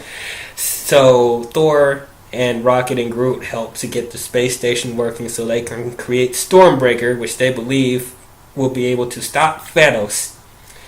And then going back with Quill, Drax, Gamora, and Mantis going to nowhere to hopefully stop Thanos from getting the reality gem from the Collector. I guess you could say they had their reality a little shooken up. I was about to say they got faced with a reality check. Oh. That's the end of the podcast. Great. Good night, everybody. Oh. But so yeah. Another thing. During the part where we see into the Collector's room, if you look right behind Gamora on her shoulder, theirs is, if you know the show Arrested Development, which the Russo brothers did, they were thrown in a reference to their past works. The blue guy from Arrested Development, Tobias, is literally standing right behind Gamora as one of the Collector's possessions. Oh, okay. Yeah, if you look at it, he's right there. Yeah, it's a nice little touch there. So, what they believe that they see Thanos, interrogating the Collector, trying to get the Reality Stone, and the Collector's like under his feet, going like, I don't have it, and then they try to do a surprise attack on Thanos, and Gamora just goes for it. He lunges at Thanos with knives and stabs him in the neck and the heart, and Thanos goes down, and we're all like, oh, that was kind of easy. Even Quill says, oh, that was easy.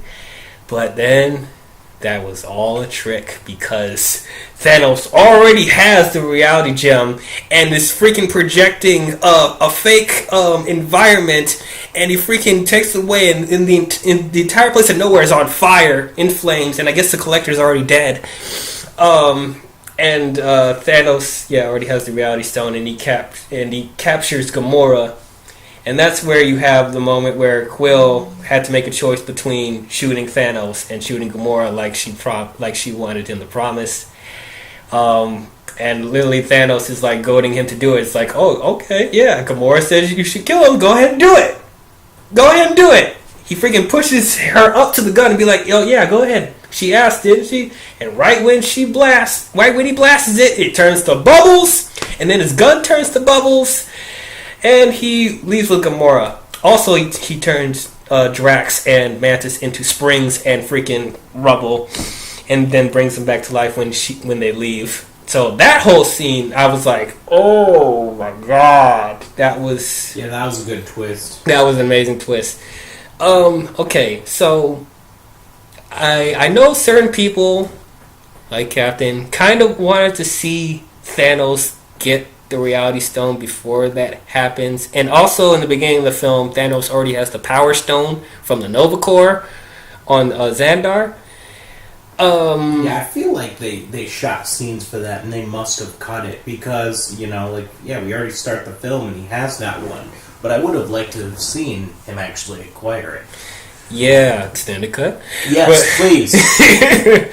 But I thought for the Power Stone, I definitely would have. But for the reality gem, I think it was good that they cut out footage of him getting it before that happened, if they did do it, because that whole twist that they did wouldn't have been as effective if they left it in there. Yeah, I agree with that. The way they did that one was fine. That was really good.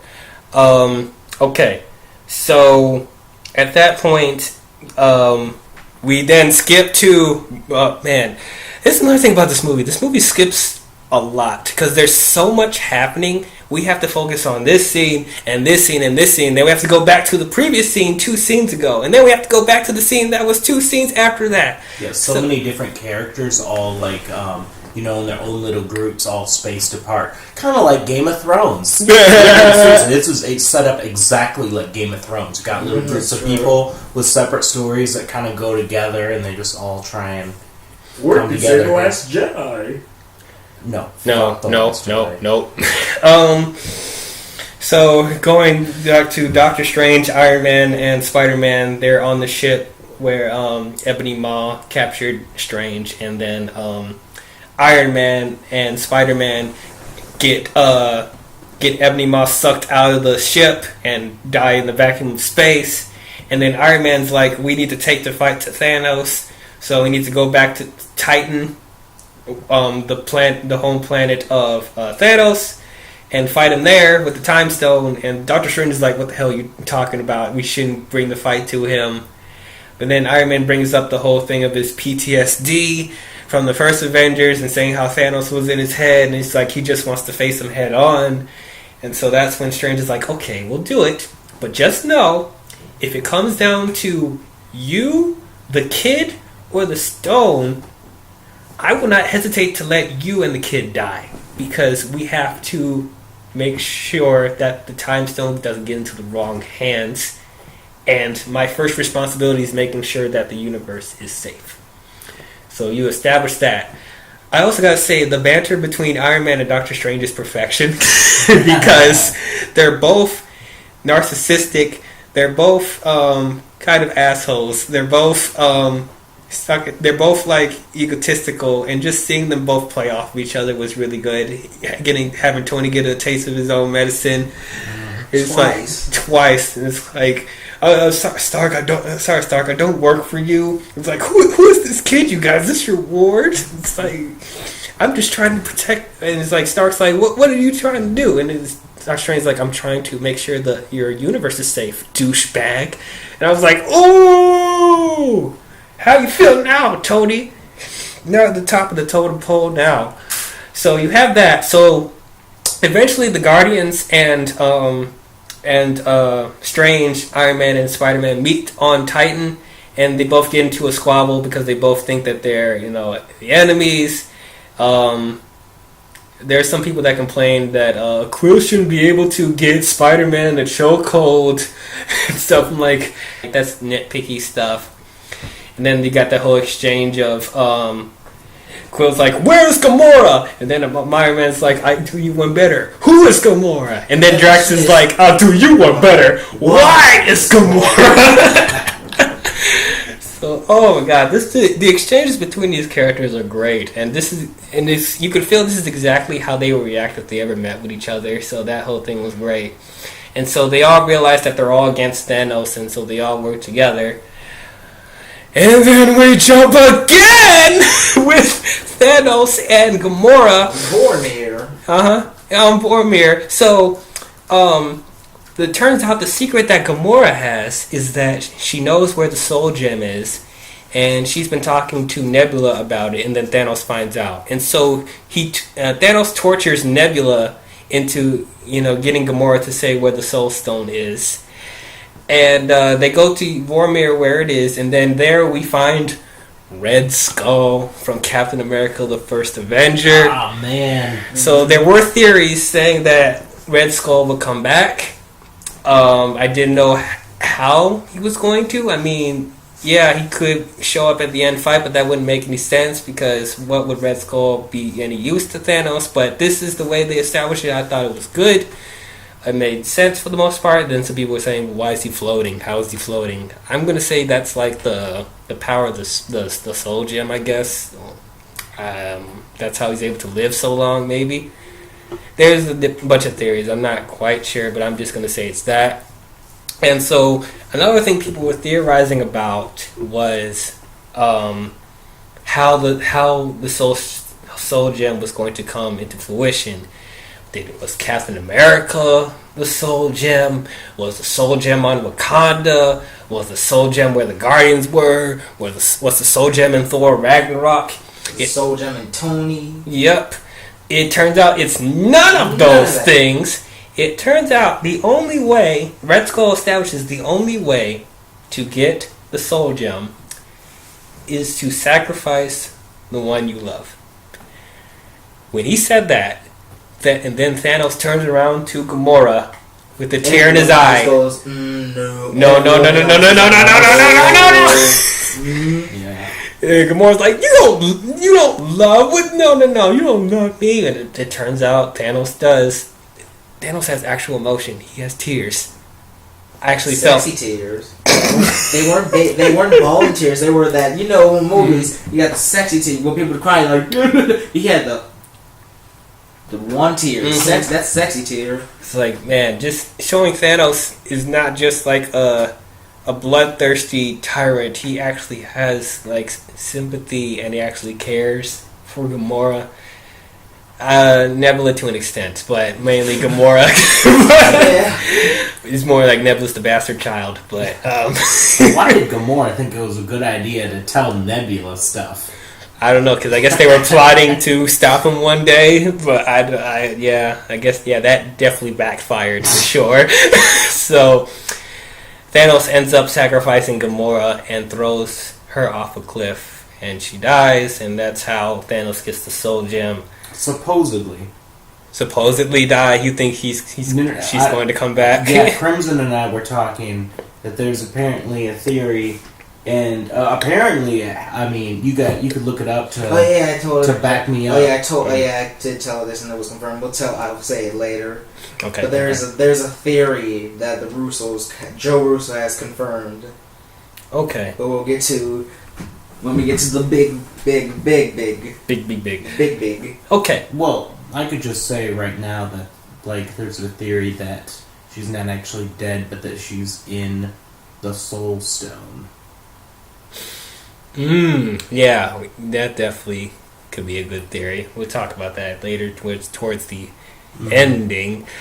Okay, so you have the fight in Wakanda, jumping back again to the Battle of Wakanda, and then Thor is trying to get the forge open because it's not able to open by himself, so he has to literally open the forge himself and take the full blast of a star too. Yes. To have the appearance of fire takes the full force of a star. Mm-hmm. It will kill you. Only if I die. Yes, that's what killing you means.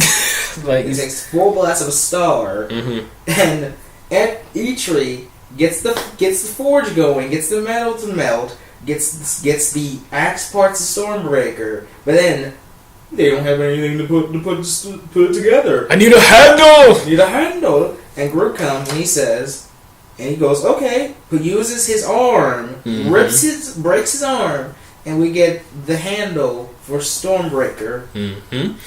And then that's where, so the Stormbreaker is able to create the portals like Heimdall, and so they immediately teleport Rocket, Groot, and Thor to the Battle of Wakanda, and Thor just starts wrecking house. That got a huge cheer. Huge cheer. Plus, he gets a new armor too. Oh yeah, he gets new armor, all black too. The triumphant music. The second moment in the movie where we get that. Bring me Thanos! And then we cut back with Thanos teleports to Titan, where Strange, Iron Man, and Quill, and Mantis, and Drax, and Spider-Man are waiting for him. Oh, they devise a plan to trap him. I like the whole exchange of, I like your idea, except it sucks. So let's follow my plan, and that way it'll be good. And then freaking Iron Man complaining at Drax and Mantis being like, are you yawning? It's like, are you really not paying attention while we're devising a plan? And then they bring up the joke about Footloose being like, oh, that's never been a hit at all. So, yeah, the whole exchange there. So they devise a plan to gang up on Thanos. They try to. And nearly did it. They nearly did it. They got him held down. They have him held down, and Mantis is like mind numbing him, and they try to pull the gauntlet out of his hand, Spider-Man and Iron Man. And then Quill devised that whole plan, and then he interrogates Thanos, being like, "Where's Gamora?" And then Mantis is like, "He mourns. He feels pain and guilt." And Drax is like, "What does this monster have to mourn about?" And then Nebula alludes to the fact that Gamora took her to the Soul Stone. He has it. He sacrificed Gamora, and then okay, so I'm of two minds about what's about to happen right now, because I understand that Quill could get emotional at that point, because if we're going to bring in all the stuff that happened before this, he loses his mother, he had to kill his father, watch his father figure die in front of him. Yeah, more than that. Lost his girl, lost his love. Yep. And so having all that built up, and this is like the last straw for him, I get that he'll just get into an emotional outburst. But at the same time, you couldn't wait until they get the gauntlet out of his hand. Like, you're so close. You were so close. Like, literally, Iron Man's young and be like, don't engage with him. We got the thing off. We almost got the thing off. But no, he just literally loses it and be like, you didn't have to do that. You didn't have to do that. And then he freaking hits him with his gun on his head. And then Mantis loses her grip of the mind-numbing stuff. And then he freaking takes the gauntlet back. and freaking pushes everyone off, and then he freaking unleashes a moon. He drops the moon on their asses. There, I saw that shot in the leaked Comic-Con trailer. I was kind of worried about that scene because I thought it was going to be on Earth, and I'll be like, how? That's not going to make any sense because won't that create like tsunamis on Earth and stuff like that? But they established this on Titan, so I'm like, okay, that makes sense because the planet's already dead. When he unleashed that freaking moon, I was like, oh my fucking god! Shit! Well, I mean, shit's already gotten real, but shit just got even more real when that happened. So they're freaking meteorites from the moon just like throwing everywhere. Skipping back to Wakanda again, Thor and Cap have their nice exchange there. It's like, oh, see you got a haircut? I see you copy my beard. Oh, by the way, this is a friend of mine. He's a treat. I am Groot! I am Steve Rogers. This nice little exchanges there, and then you have Black Widow and Okoye working together, and then the Black Order unleashes these giant drills throughout the field. That was freaking insane. And then Scarlet Witch is actually supposed to be guarding Vision while Shuri tries to configure Vision, but then she sees the drills from outside, and then she joins the fight and stops the drills, and then eventually working with Black Widow and Okoye, they kill Proxima Midnight. Threw her into said drill. Blue blood everywhere. That was gross. But and then once again we have Bruce piloting the Hulkbuster, stopping Black Dwarf. He's in trouble for a minute, and he freaking cries to Hulk, being like, please, come on, help, Hulk, come on, we're about to die here. And then he's like, no! And like, alright, you big green asshole, I'll do it myself. And then he freaking takes his arm and gets the arm trapped on Black Dwarf, and then gets shot into the force field, and he explodes. Wow, that was pretty cool.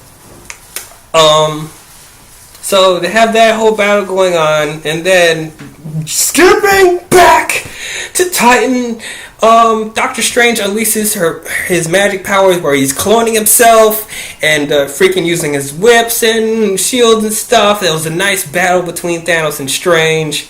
Star-Lord tries to come in and fly and use his blast. It doesn't work. And then there's this squabble with Iron Man, and then Thanos knows who he is. It's like, he's like, Stark, and then Iron Man's like, you know who I am? And he's like, I do. You're not the only one cursed with knowledge. And then they start to get into an intense squabble. Oh, yeah. Yep, and his suit's starting to die out. He's throwing everything at him with the blast and everything.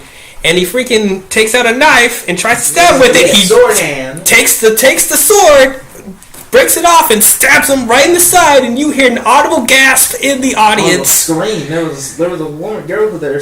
Oh yeah, screaming. Screamed. Mm-hmm. And we were all like, oh. And that's where the point where we thought, oh, this is where Iron Man's gonna kick the bucket. This is where he's gonna die. Mm-hmm. He's like, don't worry. When I'm done, half of humanity will still be alive. I hope they remember you. Yep. And right when he's about to do the final blow, Strange stops and be like, wait.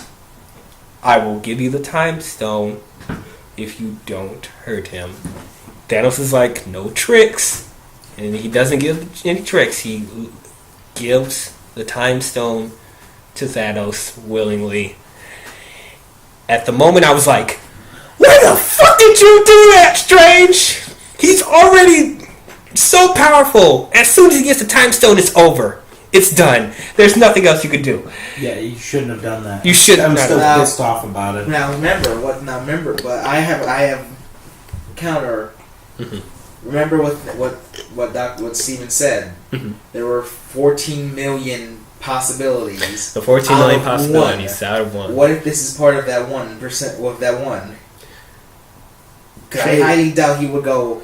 Because remember what I said, I highly doubt he would go and remember what he said. He said, "I'm going to protect the stone. If you gotta die, you gotta die." But then he saw the all those different timelines. Mhm. He saw this is probably part of the 1%. Mhm. So he's like, okay, here. So I don't remember, but because if he did Yeah, it's just like if he did just willingly do it, there has to be a reason. yeah. So he gives him the time stone, and then he transports himself to Earth to get the Mind Stone. He's appears on Wakanda, and everyone in Wakanda is shitting their pants right now. Everyone's going after him. Everyone's trying to go after him, but they're all miserably failing, and that's where Vision is like, Scarlet, you have to kill me now. You have to destroy the stone. And then Scarlet's like, no, I'm not going to do it. I'm not going to do it. You have to. There's no time. I wish it wasn't you, but it has to be you. So she slowly tries to destroy the stone. It's all in this epic grand scene with the music playing. It's all tragedy and stuff. Thanos is slowly coming forward. There's that scene in the trailer where Cap's trying to hold him off, and he's holding the gauntlet off and stuff. Oh yeah, that's a great shot. It's like, ooh. Okay, so the one little nitpicky thing. So does that mean he's stronger than Thanos, or just as strong as Thanos? Because we thought it was something different, but toying with him? he's just toying with him. Maybe Probably toying with him. Probably toying with him. If Thanos could take the Hulk down, he can easily blow back Steve. Yeah, he just freaking sucker punches him right after. I know so. that had to hurt. Bitch! Bitch! He even do that in Black Panther, taking him by the neck and go, That's bitch! my husband. You can't do that to my husband. And he freaking puts Hulkbuster Bruce through a wall, and His Power Stones, everybody. his Power Stones everybody. I'm just like, oh man. So through that whole thing where they're just trying to make a slow dramatic scene of Vision getting destroyed, I kind of already knew at that point, I know what you're trying to do, but it's kind of pointless because he has a time stone. So if he wanted to, he could reverse that from happening. And yep, And he does! He goes, oh, and pretty much it happens to him. It's like, okay. And then it's just like, Now it's not the time for mourn. no, it's not time. Now there's no time at all, and he reverses him getting killed. Audible just, you could feel in the audience. You have to watch this with an audience because Yes. it's so good.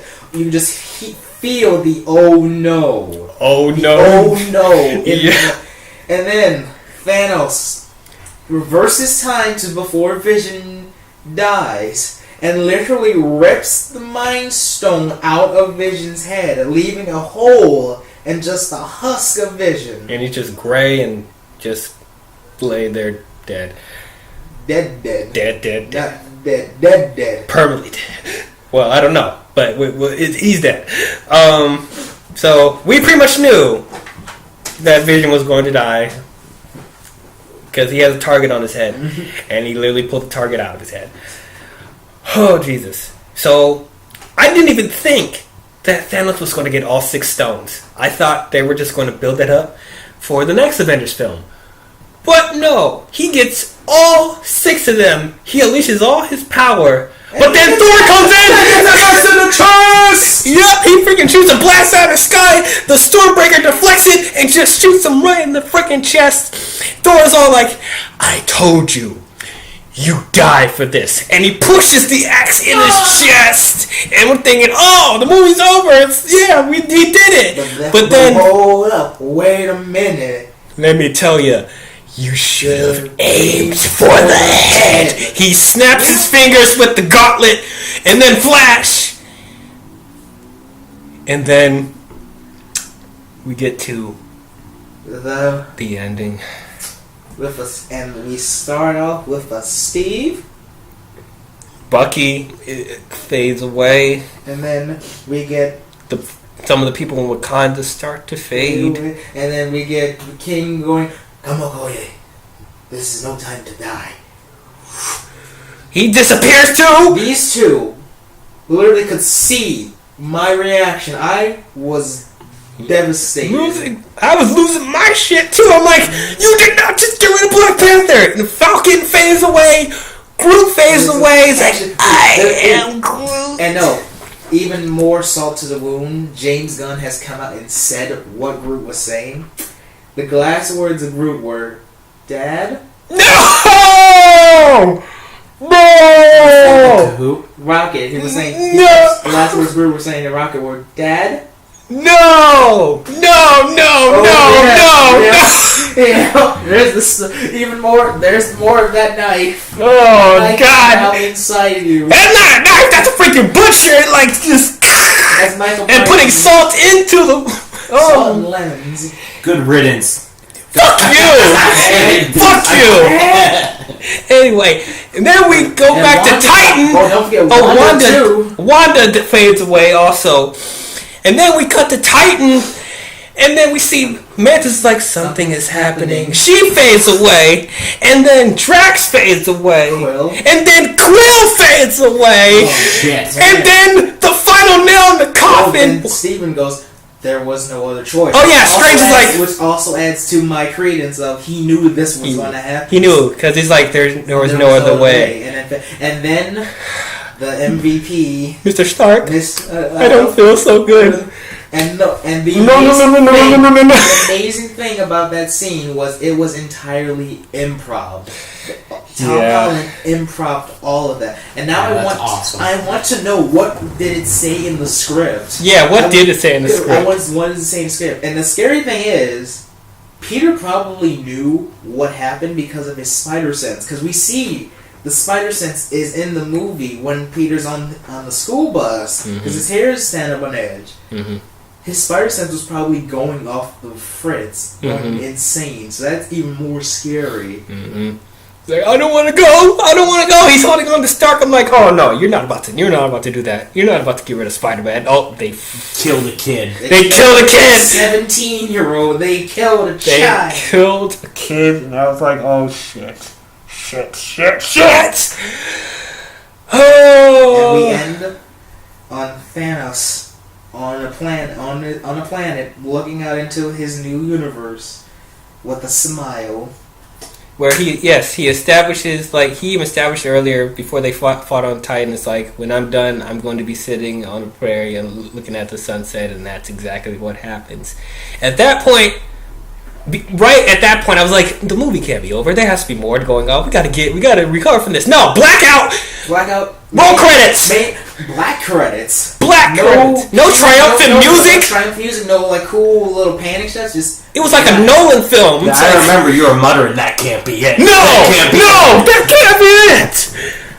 Literally, the credits just roared. I'm just like, no! No! And then after the credits, we get a post-credit of tradition, a post-credit scene of what's happening on Earth at the same time. We see Maria Hill and Nick Fury driving, and all of a sudden they nearly hit a car, and they go to check on the car. There's no one in there, and all around them, people start disappearing. Until Maria goes, Captain? She starts fading away too. And then Nick Fury's running to his car, pulls out pretty much a beeper, and he's pressing buttons on it. And all of a sudden, Nick Fury fades away. He goes like, mother. In Sam Jackson. And we see the pagers on the ground. It says sending. Sending. Goes to a blue screen. And all of a sudden, a symbol pops up. And blue and white and blue and red shows up. Captain And Marvel is coming. And then to prove even more Thanos was the main character in this, it literally says Thanos will return. Not the Avengers. Thanos will return. This is Thanos' movie. This is Thanos' movie. And that's how Infinity War ends. I was in. You guys knew I was in. You were crying on my Yeah, we shoulder. were- I was crying. I don't cry in movies. Just to establish, it takes a lot to pull my heartstrings in films. I wasn't crying. I was bawling Yeah, on Captain's shoulder. Literally, the audience all around us we were flabbergasted. We didn't know what happened. Like, the movie literally just ends with the villain winning. And, like, there's no, like, setup being like, it's okay, they'll come back. No, it's like, somber. they killed your favorite characters, and you're going to sit on that for the next year. Happy 10 years.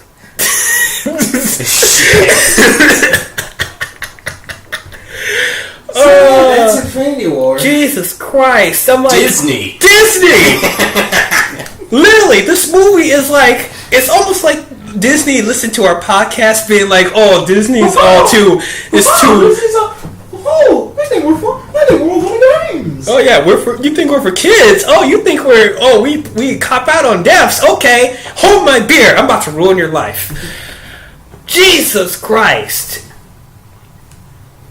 When we said we wanted a Marvel film to take itself seriously, we weren't ready for how serious they were going to take this.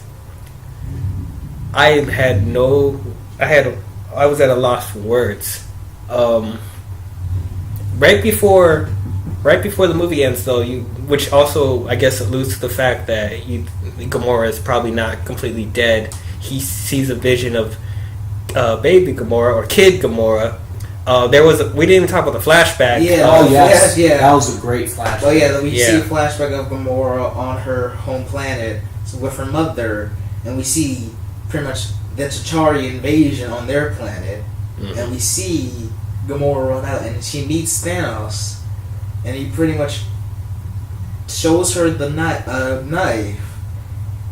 and pretty much shields her eyes from pretty much a firing squad on her people, and it's really, and that ends that flashback scene before Gamora talks to Quill about they have to go to nowhere, and once Thanos snaps his fingers, there's a snap of fingers and a bright light, and we see Thanos, no gauntlet, just regular Thanos, in a plane of just orange clouds, and he sees young Gamora, and she asks him, "Did you do it?" And he goes, "Yes." And she goes, "At what cost?" And he's like, "Everything." And now this adds to the theory. This adds to the theory of Gamora her soul is inside the Soul Gem itself, and this which has been now confirmed by Joe Russo himself, and you'll probably see it online. And this also adds another theory that everyone who was faded away, who did not die by an actual death, who faded away, they're all trapped inside the Soul Gem. That's another theory that's going around. Anyone who faded away is trapped inside the Soul Gem. Okay. Which kind of makes sense because we see every other gem do something except the Mind Gem and the Soul Gem in this movie. We just see him grab those, but we never see what they do. Which the Soul Gem does not grant powers, people. It does not grant power. Who thought that? Literally, people were thinking that. Literally, when Cap is during the trailer, when we see Cap holding onto Thanos' gauntlet, people go, "Oh, if you look at see his eyes, they're golden, like the Soul Gem. Golden like the Soul Gem. Cap has a soul. That's not how the Soul Gem works. That's the Soul so Gem dumb. Yes, the Soul Gem literally just contains souls. It's not the Power Gem. It's literally contains people's souls." Wow, Like, it was I never heard of that. That was a really ridiculous. Okay, so here comes here's the question I want to lay on you guys. Does this movie stand on its own? Do you guys feel it was a good idea to make this a standalone movie? I think it does, Yes. for the most part. Yes, I say it is a good idea. This was like part one because it's pretty much doing what the Harry Potter was. Because if we try to put both of the from how long Infinity War 2 is going to be or Avengers 4 is going to be, both of these together will probably last more than 3 or 4 hours. Will probably be a really long movie. Hence why they cut Harry Potter and the Deathly Hallows into 2 parts, because altogether that movie was going to be 8 hours long. I'm conflicted because I still, in general, I don't like the ending. I don't like it.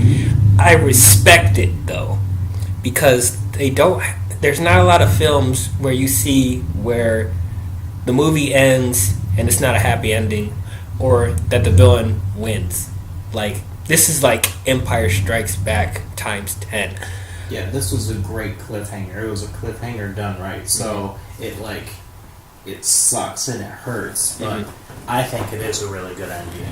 And then it just leads me to think that if this was what they were going to do from the beginning, I just wish that a part of me wishes that they should have just labeled this as part 1, and then not just have the Avengers thing be something completely different because we know it's going to address what happened in Infinity War.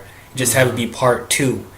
But then I understand if you put that expectation on the wide movie going audience, they're going to have the mindset of feeling like they're not going to get a complete film. And we know that it's been hit or miss when it comes to part 1s and part 2s. So I get from a marketing standpoint why they just said that this one is just going to be Infinity War, and the next film is not going to be Infinity War Part 2. It's going to be named something different.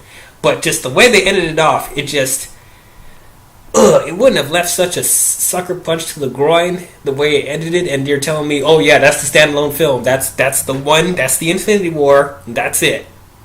So I don't know. I think it's a standalone film, like in that you can go into it and pretty much understand it, despite it having an open ending. Because prior to the start of this film, Thanos hadn't put his plan in motion yet. Like, it took him, this entire film to get all 6. So you see that whole plot, go together, from beginning to where the movie ends. Despite there being some setup, like, the ship coming, that Thor is on, coming to Thanos' grasp and stuff, and, some characters being, like, introduced before that. So, if people don't know the characters, then they might be confused on what's going on. But from a story standpoint, you can pretty much follow it all the way through as a standalone piece and understand, the plot and what the conflict is. Okay. I actually have to agree with what Cap's saying. With this movie, like I said earlier, this feels more like an event than an actual movie. Yeah. If you're going to watch this and you don't like Marvel, don't like the MCU, if you don't like any of this, you're not going to enjoy this, because this is pretty much like the summation of all those movies. Mm-hmm. If you didn't like them, or you're just like, this, you're not really going to enjoy this, because this is really piece. Yeah, this is really It's for the fans. It is for the fans, for the people who pretty much stuck with them 10 years ago when Iron Man first came out, and now here, if you're just like, man, they're okay, I want to watch them, then you're not going to enjoy this at all. Mm. So that's why when I hear certain critics, I've been listening to some critics, they're talking about, oh man, this movie doesn't work well on its own, and not all the characters have enough development and stuff like that. Okay, so when I hear that argument, I'm just rolling my eyes, being like, you guys should know that this is the third film in a trilogy with the Avengers, and this is the 19th film in a franchise. So you can't expect this film to be completely standalone, because this is a culmination of everything. Mm-hmm. But the plot, it does have a beginning and middle, despite it not having an end. Yeah, so you can jump in and you can follow the flow of the story. But like, we've already gotten tons of development from these characters throughout the 18 previous movies. But, I will say that not all the characters got equal showtime, like screen time, and then, obviously some got cut altogether, which I understand you can't really help, but it still sucks that they, weren't able to give everyone equal, even though I could tell that they were trying. Mm-hmm. I just would really like to see an extended cut, or at the very least, you need to give us all of the deleted scenes on the Blu-ray. Yeah, because we'll bring out where's Ant-Man and where's Hawkeye. I think they said pretty much they're in hiding. They're in hiding from pretty much with their families. And plus we're going to pretty much probably find out what happened with them. In Ant-Man and the Wasp. Yeah. Since that is pre-Infinity War. We'll find out what happened to them. Although, yeah, we also don't know what happened to Valkyrie. True. Because her scenes were shot, and I believe I heard that she's still she's alive. She's somehow. Part of, the Russos come out and said she's part of the half that survived. Because remember they said half of the Asgardians were dead. But wasn't she on the ship when it blew up? Yeah, it's like what you could have took like a few seconds to just show her escaping or something. Something, yeah. What about Korg? Korg and Meek. I assume they're dead, but where's Sif? Yeah, where's Sif? maybe she'll be. Well, she's in the blind spot. She cut her hair. She got tattoos. She's working for the government now. Yeah, the actress has had scheduling conflicts. So maybe, because like they didn't really confirm or deny that she died in Ragnarok because she wasn't there, but yeah, I think Sif is still alive. She's probably alive. So if they could use her, maybe not in another Thor film, but maybe another Avengers movie or something, or Agents of S.H.I.E.L.D. Agents of S.H.I.E.L.D. Oh yeah, how is Agents of S.H.I.E.L.D. going to react to? Yeah, I'm so behind on Agents of S.H.I.E.L.D. Like, were you expecting Agent Coulson to come back? Or did you want him to come back? I want him to come back, but I'm not surprised that he didn't. But I don't know. I would like them to bring him back in. I know that, the common argument is, oh, you can't let them know that he's still alive because that was the pushing, the Avengers in the first movie. Yeah. But you know how much other shit has happened? I think they can fucking handle the truth that Phil Coulson is still alive. That's not too big of a secret. I mean, at this point, it wouldn't be much of a stretch now. But this is the same thing I'll say about the Defenders, too. It's like, it'll be nice to have them there just to have it be a bigger culmination, but I guess they want to make sure that the movie stayed focused. Because you already had people complaining about, people who haven't seen all the films be like, who's this person? And it's like, oh my god, they didn't get enough screen time just like they did in their standalone films. Yeah, because that's a standalone film. This movie is not a Captain America movie. It's not a Black Panther movie. It's not an Iron Man movie. It's not a Spider-Man movie. It's not a Doctor Strange movie. It's in all the Marvel characters movie. Actually, it's a Thanos film. I was just about to say, it's a Thanos It's a Thanos film with other Marvel characters in it. It's Thanos featuring the Avengers. Thanos featuring the Avengers. Yes, exactly. Getting murdered. Oh, gosh. Okay, so I think we covered everything, or almost everything, in this film. Yeah. I feel like there's even more stuff that we haven't gotten to. We might have to do a spoiler review part 2, but I don't know. There's already I think we got the main points. So, for sure we got the main points. We got the main points. The main points people want to hear about. We are going really in. Yes, we can do we can probably do a theories and theory podcast another time. Yeah. So we're going to, I did want to ask, what more could we have expected from this movie? Like, I'm just wondering what you guys think. Is there anything more that we could have expected, or do you think this is pretty much the best we could have gotten? I think for me, what they gave me, I'll say it's on the level of they met my expectations, and then here and there they exceeded it. Not everything in this movie exceeded my expectations, but there are definitely some that did. But for the most part, it met my expectations. There were some things in there, being the inner fanboy I am, I wish I saw, like the Defenders having a cameo. Maybe you have Agent Coulson in there. I did address this before. I would have liked to see more development with Cap and Bucky, and Widow and Banner, and maybe a little bit more with Gamora and Quill, and I wanted a little bit more stuff with Drax and Thanos, because they have a history. And how much footage do you think they cut? I believe this movie, at first the movie was going to be almost 2 hours and 40 minutes, so it got cut down to 2 hours and 29. But then I heard before that this movie was 3 hours. That's not an issue. If That they is do not an an issue. No, for an extended cut, that's not an issue. They should be able to reincorporate They everything. probably will. And then minus the Hulk stuff that they reworked. yeah, that's obviously. another thing. It's like this whole new thing they did with Banner and Hulk. Because if you just didn't put that shot in the trailer of him running with the Avengers, the Hulk, I wouldn't have been going in waiting for that to happen. Yeah. But yeah, that's another thing I was disappointed about. And then I heard there was more backstory and development with Thanos in the beginning. I think was cut out, and I think it has something to do with his attack on Xandar when he gets the Power Stone. So I would have wanted to see that.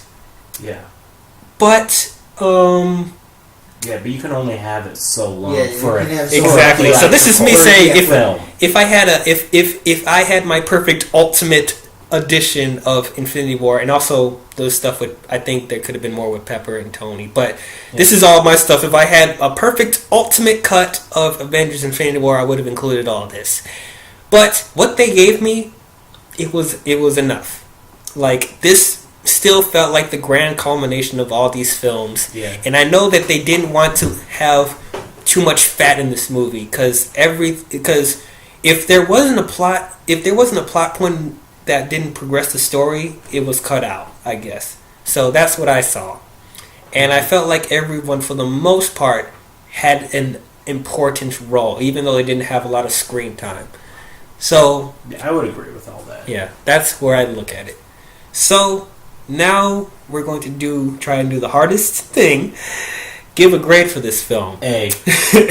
oh, you ready to go? Captain Ego, you give it an A. Well, I know that I've, given other films, in the franchise an A, like Iron Man and Winter Soldier, I believe. Mm-hmm. And for me, it's very easy that this film is right on the same level, if not even higher than those movies. Mhm. So for me, it's definitely a solid A at the very least, because this is a great culmination. And yeah, I said it mostly it got my expectations at the beginning, but I'm not really sure what more I could ask from a theatrical cut of the film. Mhm. It pretty much I'm satisfied with it, and it was a great movie. Mm-hmm. I just hope that we could get an Ultimate Edition. I'm not sure if Disney will, since they haven't for any other ones. Okay, they don't do extended cuts for some reason. But yeah, this was amazing. Mm-hmm. One of the best of the franchise, easily. I think Mm-hmm. it's an A for me. Sure. Dr. Nick. Now, when I heard of that Infinity War, when I first heard this was going to be Marvel's next movie was going to be they were doing Infinity War, I was concerned because Infinity Gauntlet is already itself a pretty big event comic. That's a huge one, and there's a lot of other characters who aren't even here yet who are part of that. Mm-hmm. Literally, there's a character called Eternity, and it's the literal universe Mm-hmm. as a character. It's crazy. If you think the Guardians are weird with cosmic stuff, Oh boy. cosmic Marvel stuff is weird. It's It's insane. weird, but not only that, they've taken from 2 other comics and combined into this movie. That's 3 comics combined into one. Mm-hmm. Well, doing what they can with what the boundaries that the MCU has, they've done a great job. They hit it out of the park. And truly anything that anyone have a complaint with are pretty minute to the praise that this movie has. Like, this movie is a solid movie. One of their best movies they've had over this whole span. And it's just a great movie. Do I think there's probably going to be an extended cut? I'm on the fence because there are some things you have to do to cut the fat to keep this as long as it can, and also still having to appeal to the general audiences, because even though this is for the fans, there's still that suburban mob who doesn't know anything about Iron Man. The casual moviegoers. Yeah, the casuals who are going to take their kids and don't know anything about it, and they still have to appeal to that. At the end of the day, it still was... If only this wasn't locked, I would make the money makes the world go round. Oh, just flick the switch. Well, I'm making Oh, news. flick it up.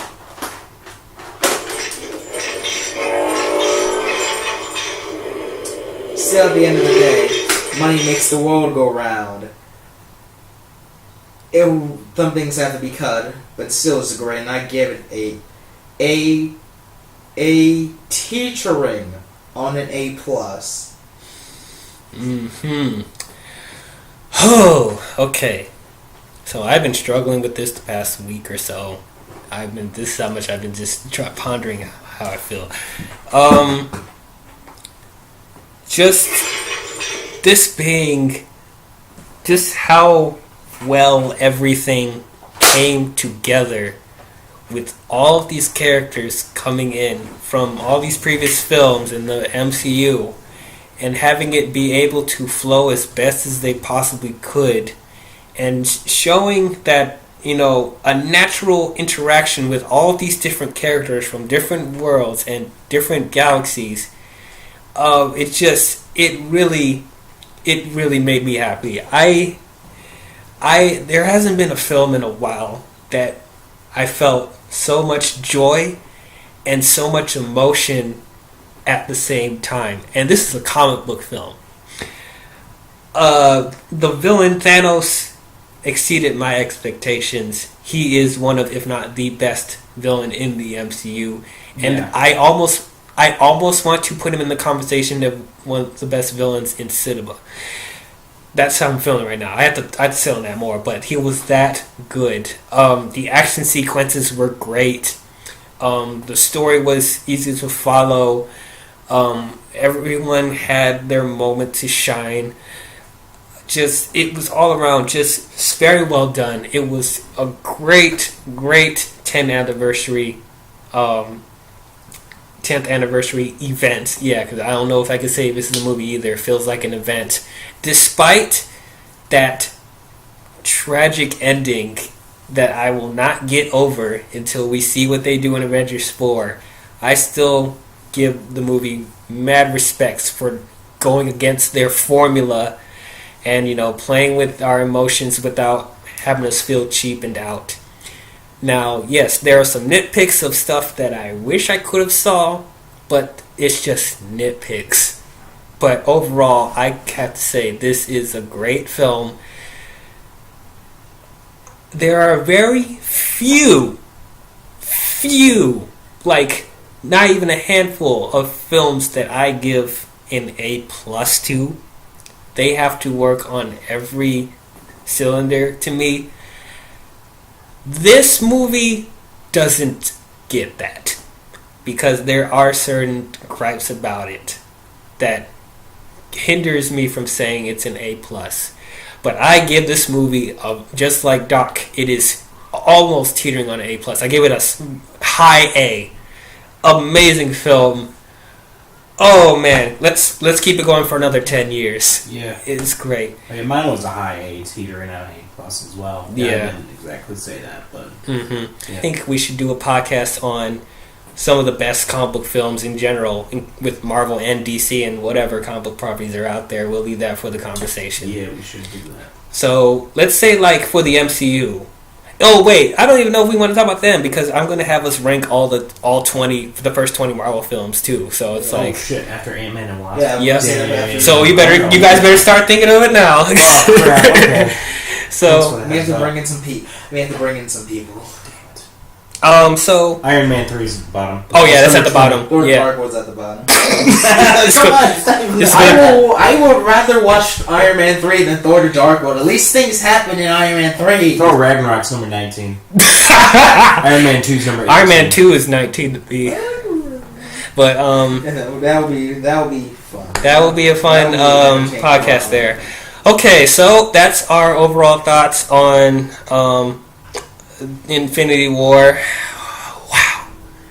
So much. Yeah, thanks if you're still here. I think you. this podcast is going to be almost 2.5 to 3 hours. Yeah, so as long as the other ones. So thank God. yeah. So all right. So if you enjoyed this podcast, you can leave a like. You can comment below whatever thoughts you feel about Infinity War. You can spoiler it up since this is a spoiler discussion. You can talk about how we're wrong and all how. we ask is that you be good people about it. Yes. Can we have respectful comments and discussions below? We don't want people to just attack one another. Or just call us a bunch of ranting man children who live with their mothers in their basement. Bunch of That's DC, cool. you're a bunch of DC fanboys, man. Yeah, I'm a tirade DC fanboy. Even though I gave most of the Marvel films a positive review. Yeah, so when okay. the DCU was good. Oh, wait till we get to the DC podcast. Okay, you can subscribe to my channel if you guys want to be updated on future videos I'll be doing. So next I will be talking about Deadpool 1 leading to Deadpool 2, and then we'll do a review on Deadpool 2 when it comes out. So be on the lookout for that. And yeah, that's it from us. So we will catch you guys in the next one. Talk to you guys later. Bye-bye. Bye. Be good people.